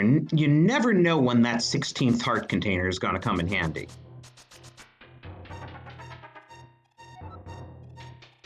And JP is on his way up to Turtle Rock now, so the clock is ticking for Xylo, because when JP gets to the bottom of Laser Bridge, he will be in go mode.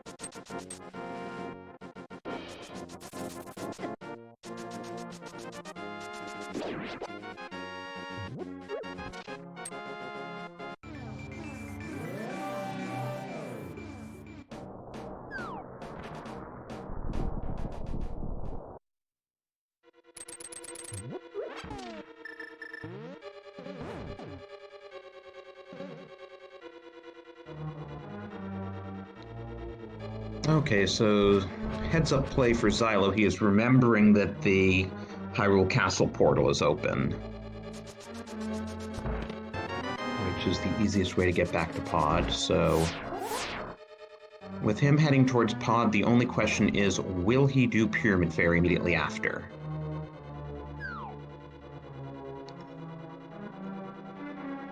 If he does, this could be a race because he will be able to Go Mode Mire.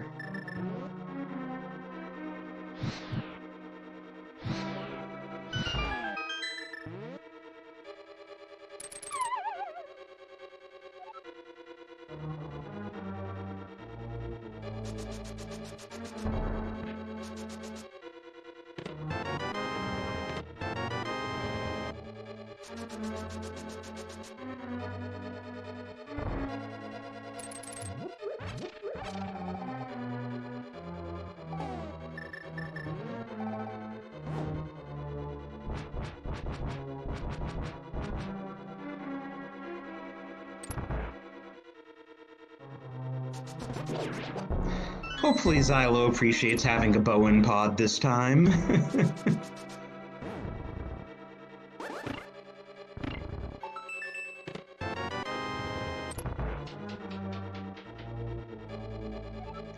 Chain Chomp Room's a lot easier when there aren't Chain Chomps in it.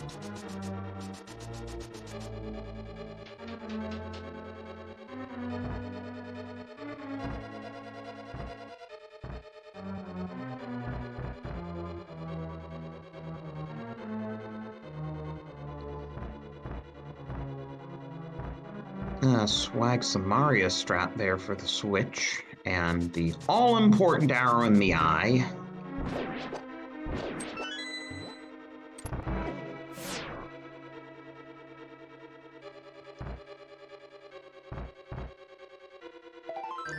So yeah, assuming Xilo goes directly to Pyramid Fairy after this, I would still give JP a slight lead, but it could come down to GT routing.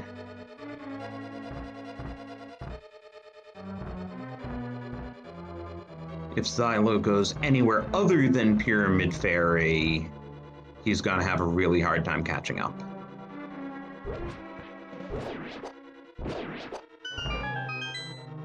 Oh, and one of those pesky little shadow monsters again, keeping the door from opening.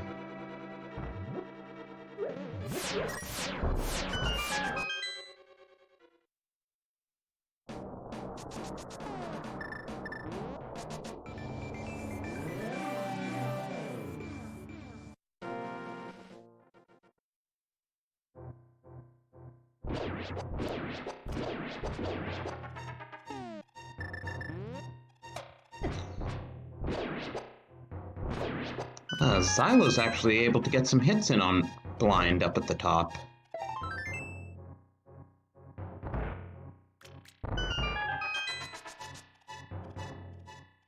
And now Blind comes down, the rest of the fight should be easy. Ooh, Burnistrat's nice.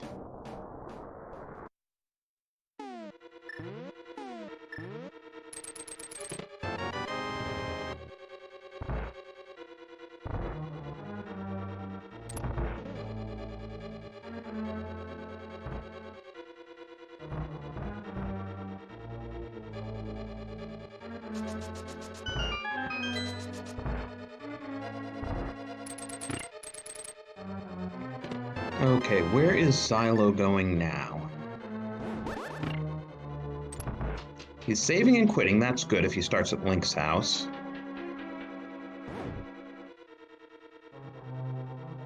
He is. Let's see if he is going to Pyramid Fairy. If so, these two runners should hit Go Mode within a minute of each other.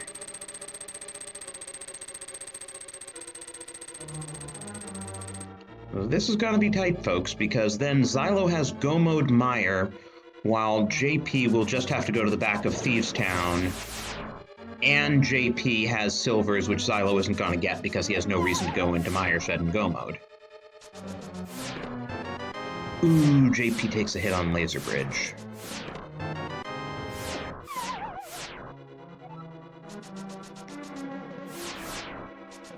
And JP takes another hit on Laser Bridge.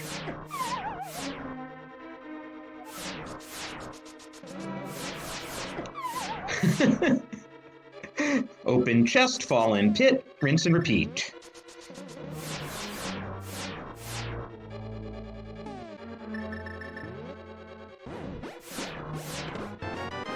Countering. Okay, he's just going to do Burna strats.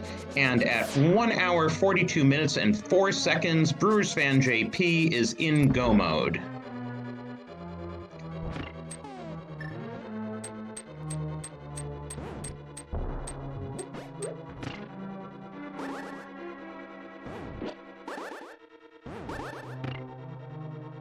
And at 1 hour, 42 minutes, and 4 seconds, Xilo is in go mode.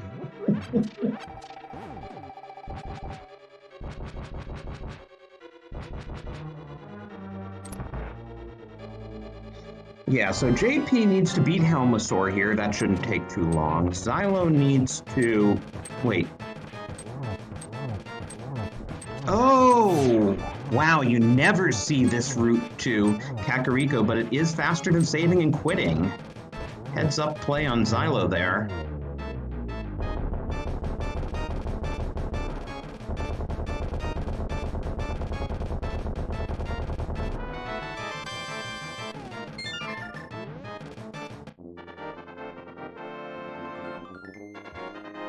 Okay, JP gets his 6th crystal, Xilo activates the flute.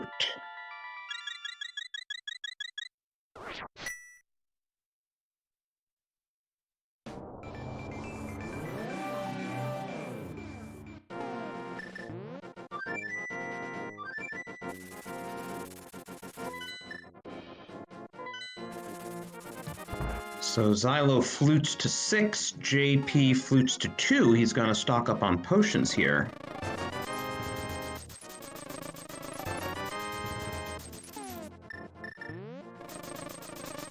And yep, no silver arrows for Xilo. And I don't think it was quite a Godmire either.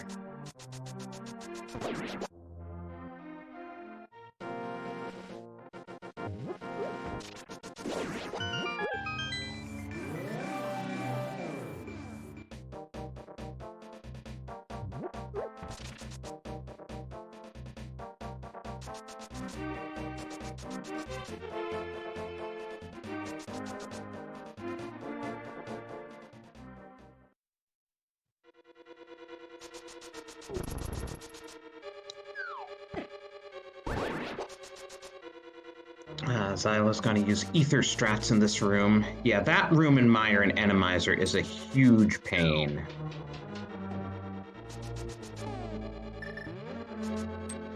Frozen Hinox, nice. And another Sandman and another Shadow Monster. Yeesh. While JP is already on Trinex, which is going to give him his 7th crystal, which means that we have a little game we like to play. There are 22 chests in the basement of Ganon's Tower. When I activate start, get your guesses in chat.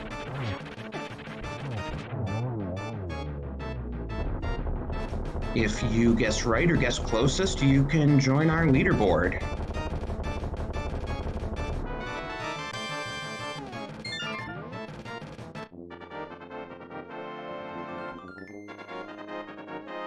There's the crystal, and here we go.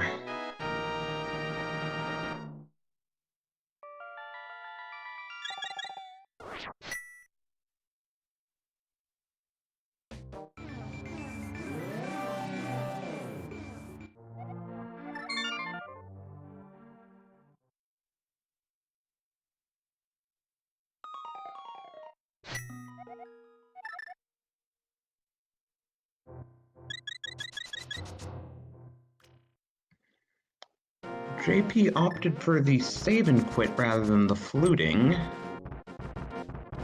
Interesting choice. Does the save and quit take less time than fluting and going inside? But he was at full health having just grabbed the crystal.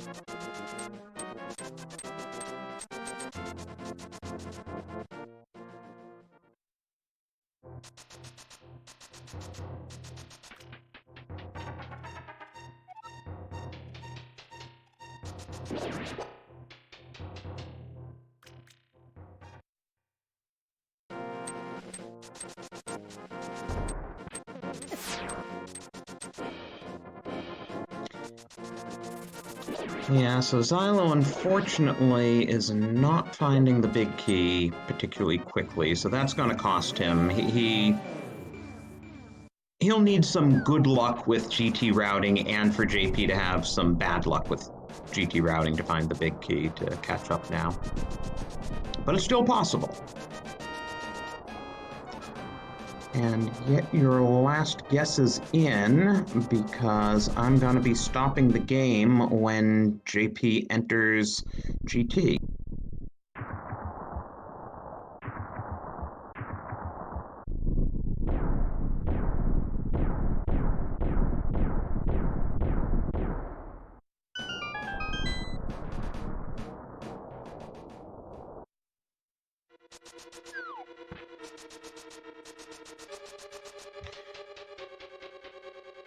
So there's Xylo's big key. But yeah, he's gonna be a full Death Mountain climb behind JP. And the first two chests give us a small key, so JP is gonna go towards Compass Room.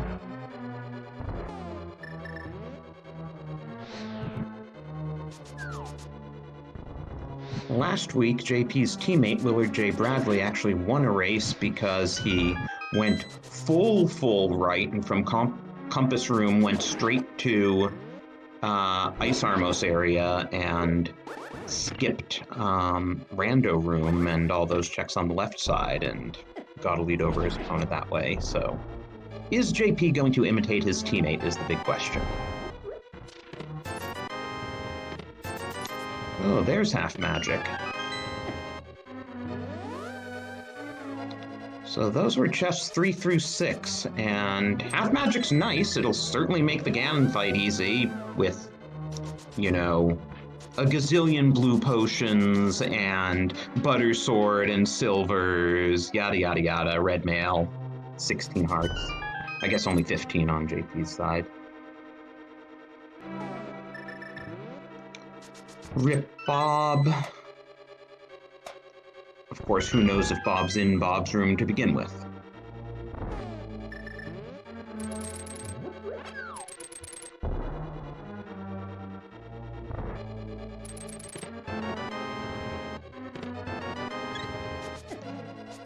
Eight is the map, 9 is our 16th heart container, Xylo's on Cold Stare, 10 is that number of arrows, and 11's another small key.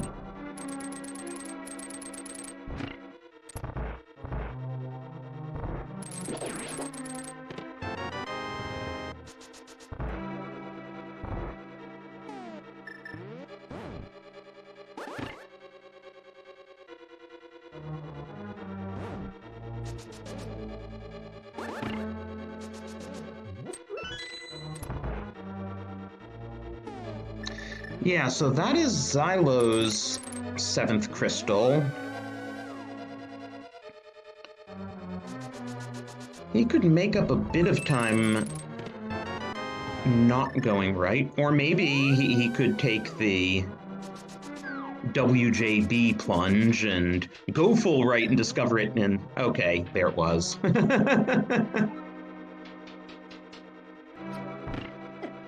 So that was 13. Yeah, I think that's 13.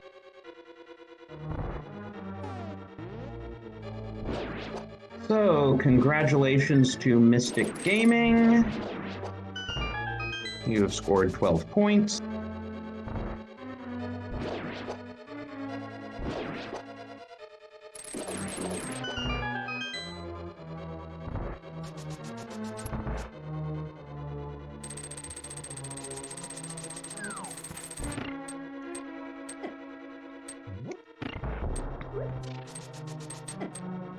But yeah, one thing about Enemizer is you never know where a wall master is going to show up, and earlier this week we had a player who got snatched in the hellway right before Aga 2 and had to reclimb all of GT.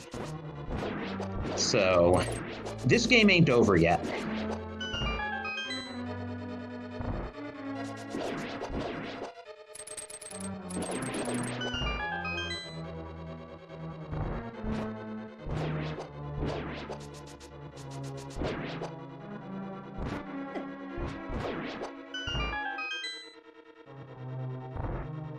lot of Gibdos in the gauntlet today.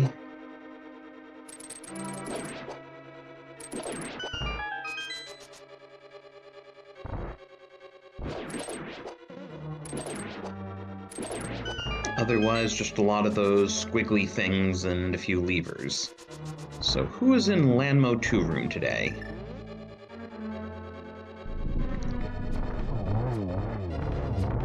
Oh, there are our most knights.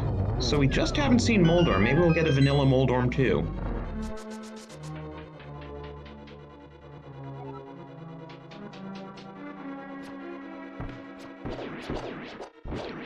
Okay, if you're a Xilo fan, you're rooting for him to go left. But he is going right.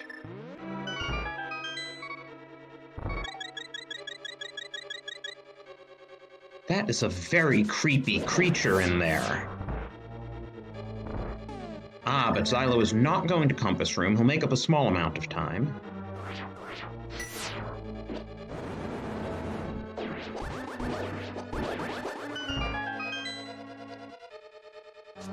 Oh, nice ether strats by JP. Yeah, though, those rooms where you're used to just whacking the Wizrobes with the Cane of Samaria, you can't really do that when the enemies aren't Wizrobes.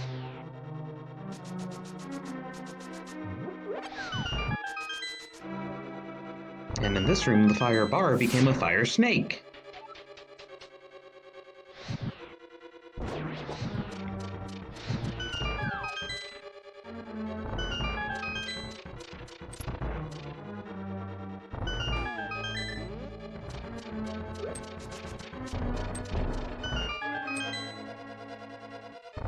JP not going to bother with any chests up here. There's nothing he could possibly want in those chests.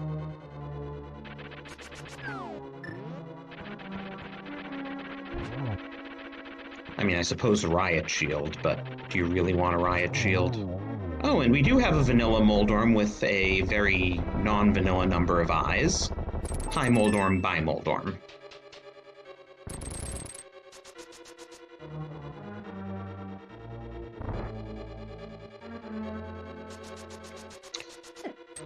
So Xylo's about to pick up his big key, but this does put him a full GT climb behind.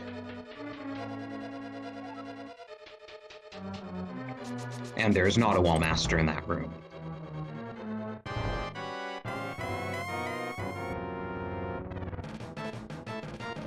Okay, time for the Geometry Wars.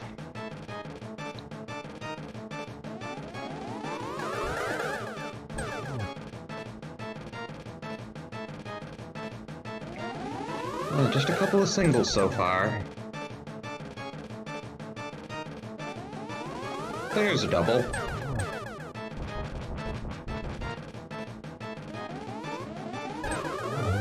One more hit needed. And we got him.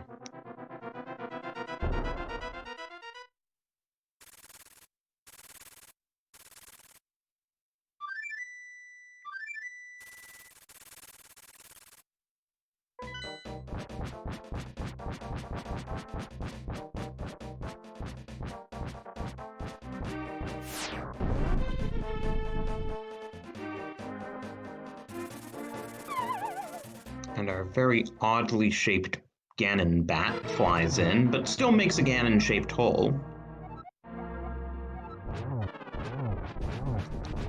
And Ganon is thinking outside the box, or not, while Xylo enters the gauntlet.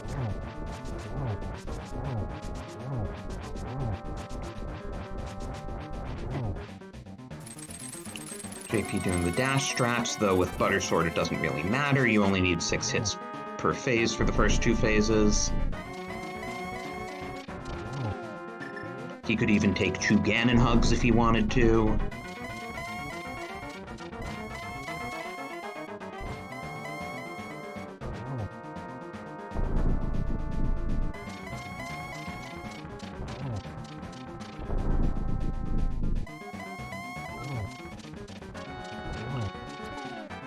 So there's phase 3 down, and we get in 1 silver hit.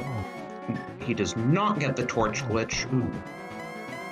Shouldn't make a difference, I mean, silvers. Gets that nice double hit. One more. Ooh, did not get it. And the torches go out. Here we go. Get your GGs in chat. JP just needs to cross this 3x1 bridge.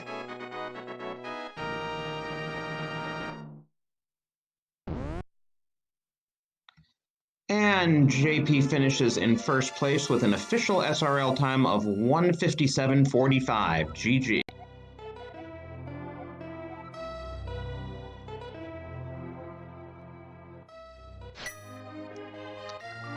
Let's see about getting him in chat here.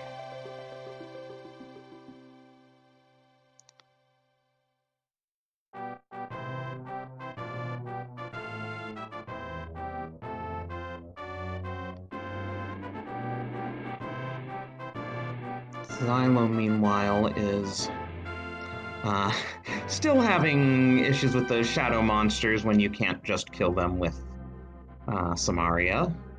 But he's most of the way up. It should be, reasonably close, though, of course, Ganon will take longer without the silvers.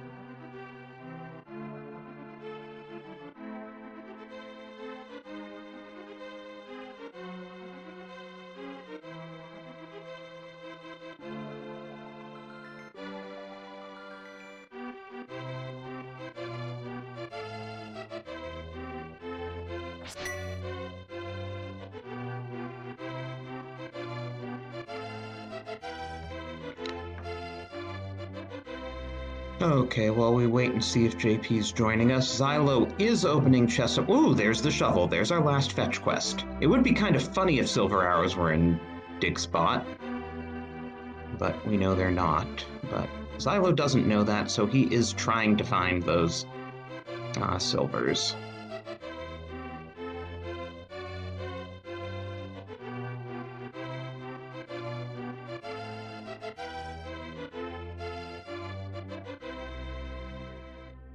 Oh, and he has to watch his health, too. I assume he has stuff in bottles. I didn't actually check whether he bought potions.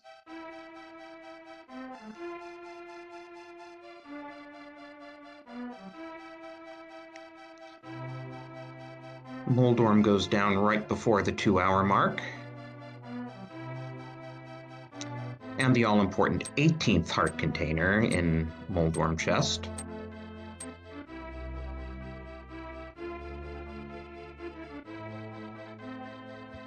Sounds like we have JP in here. GG. Thank you. So, take us through that seed.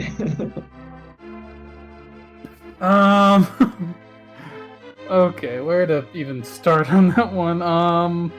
Spent a lot of time in the light world. Yeah, definitely spent a lot of time in the light world. By the end of that, I was kind of like, okay, I really hope this is a Moon Pearl on Pyramid Seed because I'm hoping I didn't forget something somewhere. But yeah, it feels both good and bad because it's good because you feel like, my opponent probably did the same thing I did, but it's also bad because you feel like you've spent so much time looking for stuff. You guys were actually so synchronized through the beginning. You were a bit more efficient with your checks. So you hit the Dark World at basically the same time, but you had done more checks, which is why you finished with the Butter Sword, and Xilo only had Tempered, because he decided not to attempt Vitreous at the top of Tower of Hera with Master Sword and nothing else. Yeah, what did you think about that fight? It's not too bad. It's a little slower than I'd like it to be, but that wasn't too bad of a fight. Especially the second attempt. Kind of just sat up there, was a little patient, and took it down. yeah, I mean, when I saw that tempered, I'm like, oh, that's nice. That might be something he doesn't get, which I guess he didn't. But then again, when I saw the Moon Pro, I'm like, maybe he will get that tempered because he might check that. Yeah. Yeah. Well, when did you start thinking? Because, like, I'm assuming with the hammer and the glove early, you're thinking, okay, I just need the Moon Pro. I'll have Dark World access. Great. When did you start thinking it might actually be an Agaseed? Probably sometime after it was done on Death Mountain. I think at that point I'm starting to realize there's only a few checks left. So at that point I was a little worried and a little not worried because I think I'd just gotten book off of Death Mountain. So I was like, okay, if this leads to the Moon Pearl, that's not too bad. If Moon Pearl's in Dark Cross, that's not too bad. If Moon Pearl's on Agina, that's a little bad. But and then you also had Desert access at that point. yeah, which of course Desert had nothing. Which that hurt me a little bit. I felt like too. I had a couple dips that led to nothing. I think Ice Palace and Meyer were both empty. Yeah, that is correct. But Xylo also full cleared ice, so you canceled out on that. What? Ooh, Xylo accidentally froze Ganon in Phase 4. He did not get the silvers because Flute was his go mode, so he never went into Mire Shed. So you lucked out just in the order you did things there. Yeah, I think my original plan was after getting Eastern Empire, I was gonna check Pyramid Fairy, then I was gonna go to Turtle Rock. But when I got Flute, I decided, okay, let's go check. I first checked Pedestal because I'm like, okay, there's a chance it's on Pedestal. If it's on Pedestal, I just go clear my pendants. If it's not, and then... just hold on a moment here because Xylo just gave us bacon and just have to wait for the bridge. But he is now crossing with an official SRL time of 2:04:08. So get your GGs in for him. Okay, so while we're waiting for him to join, sorry, you were saying about Ped. Yeah, I went and checked it just to make sure it wasn't on Ped, because if it was on Ped, then I just go clear my pendant dungeons and I'm good. But then it wasn't, so I'm like, okay, go clear Meyer, see if it's there, and then went to Turtle Rock. I was a little worried at the end of Turtle Rock, because I'm like, if it's not here, I'm in trouble. My biggest fear was it was back in Thieves Town, because there was potential still of 2 items in the back. Yeah, that was the amazing thing for both of you, that your initial Dark World routing was so similar. Like, you made a little dash and checked Bombos tablet, and Xylo didn't. But other than that, you guys basically did identical things from Dark World entrance all the way to Graveyard Ledge. It kind of made sense, because as soon as you hit Dark World, you know you have Swamp access. And considering how many items I was from Go mode at that point, I'm like, there's gotta be something in Swamp. Which there was. There was Fire Rod. Right, and then you both decided that Fire Rod was your progression from Swamp, so neither of you checked left side. Yeah, there was only 1 item left in Swamp, so...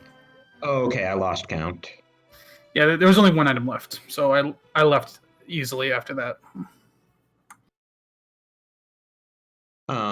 Yeah, and then you both didn't want to touch the back of Thieves Town. You both didn't want to touch Pendant Skull Woods, even though Pendant Skull Woods often has progression. Yeah, that was probably a little bit of a risk, but at that point I still had other stuff to do. And it was like it was basically I never touched Skull Woods because it seemed like every time I kept finding little pieces of progression that kept pushing me forward. So it never really made sense to go check Skull Woods. Fair enough. Progression was few and far between, and we are joined by Xylo. GG's. Thanks. Yeah, we were actually just discussing how the two of you took basically identical routing from Dark World entrance to all the way to Graveyard Ledge in terms of what you each did and what you each skipped. Oh, that's probably good for me, because that was the only part of the route that I was just like, I'm probably doing all right. And you were basically in sync too. I mean, that whole time, yeah. And I'd say the difference maker was Xylo, you went to pod after that without the bow, and JP did Ice Palace and then Dark Death Mountain, so by the time he had pod, he had the bow and was able to get everything in one trip. Oh yeah, that definitely would make a difference. I double dipped a lot more than I was hoping I would have to, but I imagine that he was. I think I double dipped 2 dungeons, but that was Eastern and Thieves Town, which it was both cases. It's like, get to the boss. Oh, I can't beat it.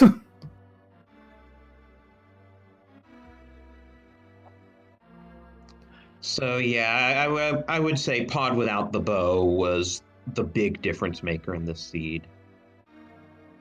Which surprised me a little because you got boots out of pod. So if, depending on how far ahead the boots were, that could have definitely been an advantage.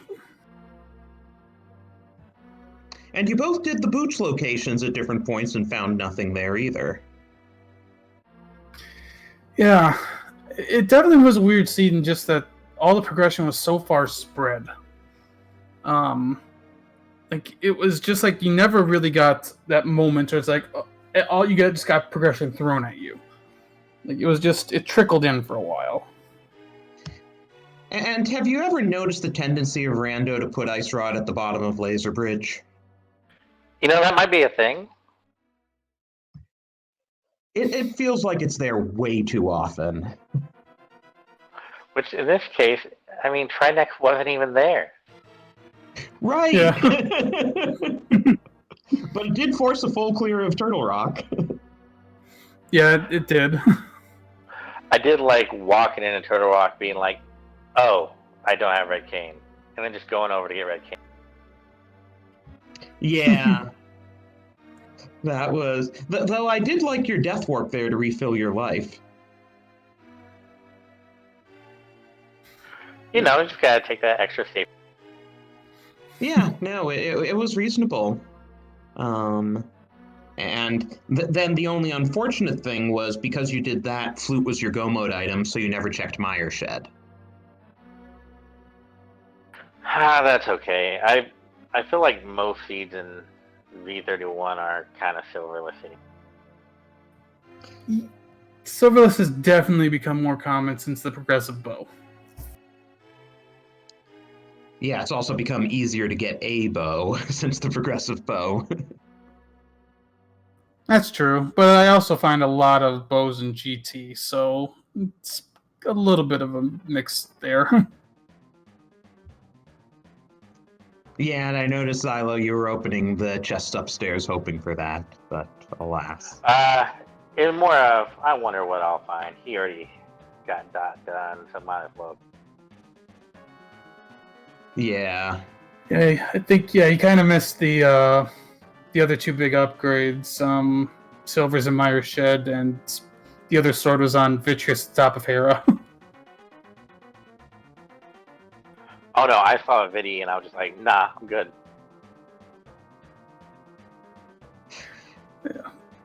Actually, it's not too bad in Enemizer, especially if Biddy's not in its normal room, because you can just stand to the side and swipe. It was a bit of a long fight, but it wasn't too bad of a fight. Yeah, that's really the thing. You just need to be patient when you're doing Master Sword Vitreous. Yeah, I can see that. But, you know, something about the seed, I think there were 3 different times where I walked into a boss room and just noped out because I was like, I'm not prepared, or I really don't want to do this right.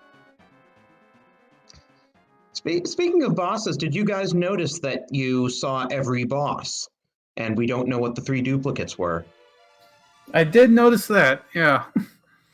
I faced each boss once, which is very rare in an Enemizer seed with the boss shuffle. It was pretty nice, and not having to do Skull Woods means you got just nice boss rooms every time. And man, Moth without the conveyor and spikes is so. Yeah, that was a very easy Moth fight. That was Swamp, right, where he dropped the fire rod? Yeah. Yep. Yeah, that must have been relaxing at least. Oh, wow, I'm looking at the collection rates. JP, you got a full whole 10 extra checks in there. Though 4 of them were for doing Compass Room. But he also would have matched that on his GT climb. Oh, right, opening the stuff upstairs, yes.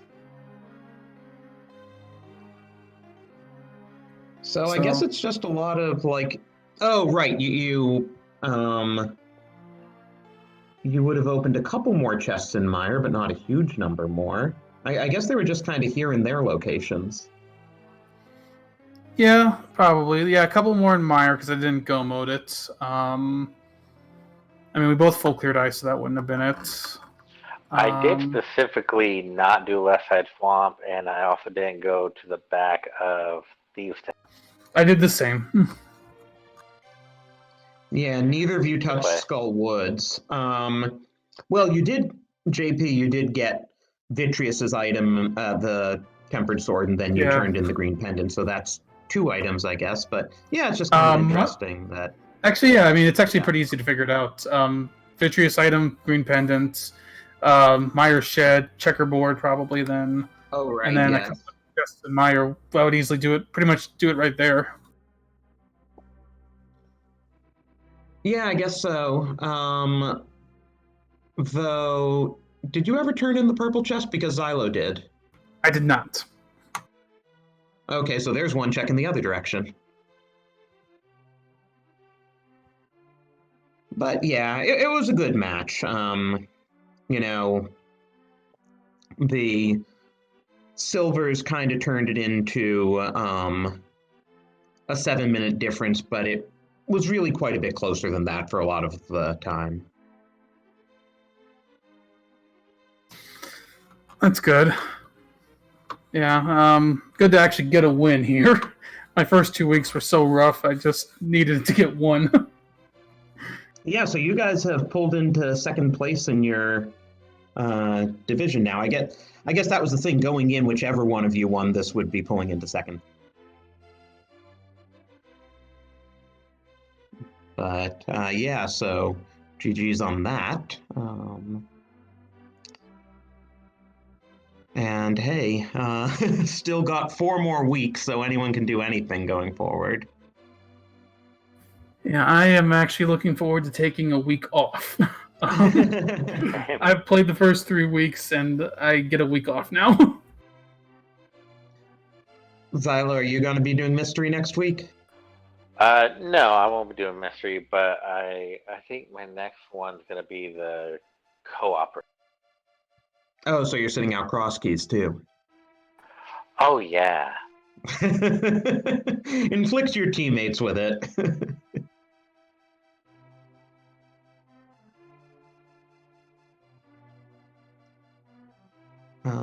But yeah, any final thoughts from either of you?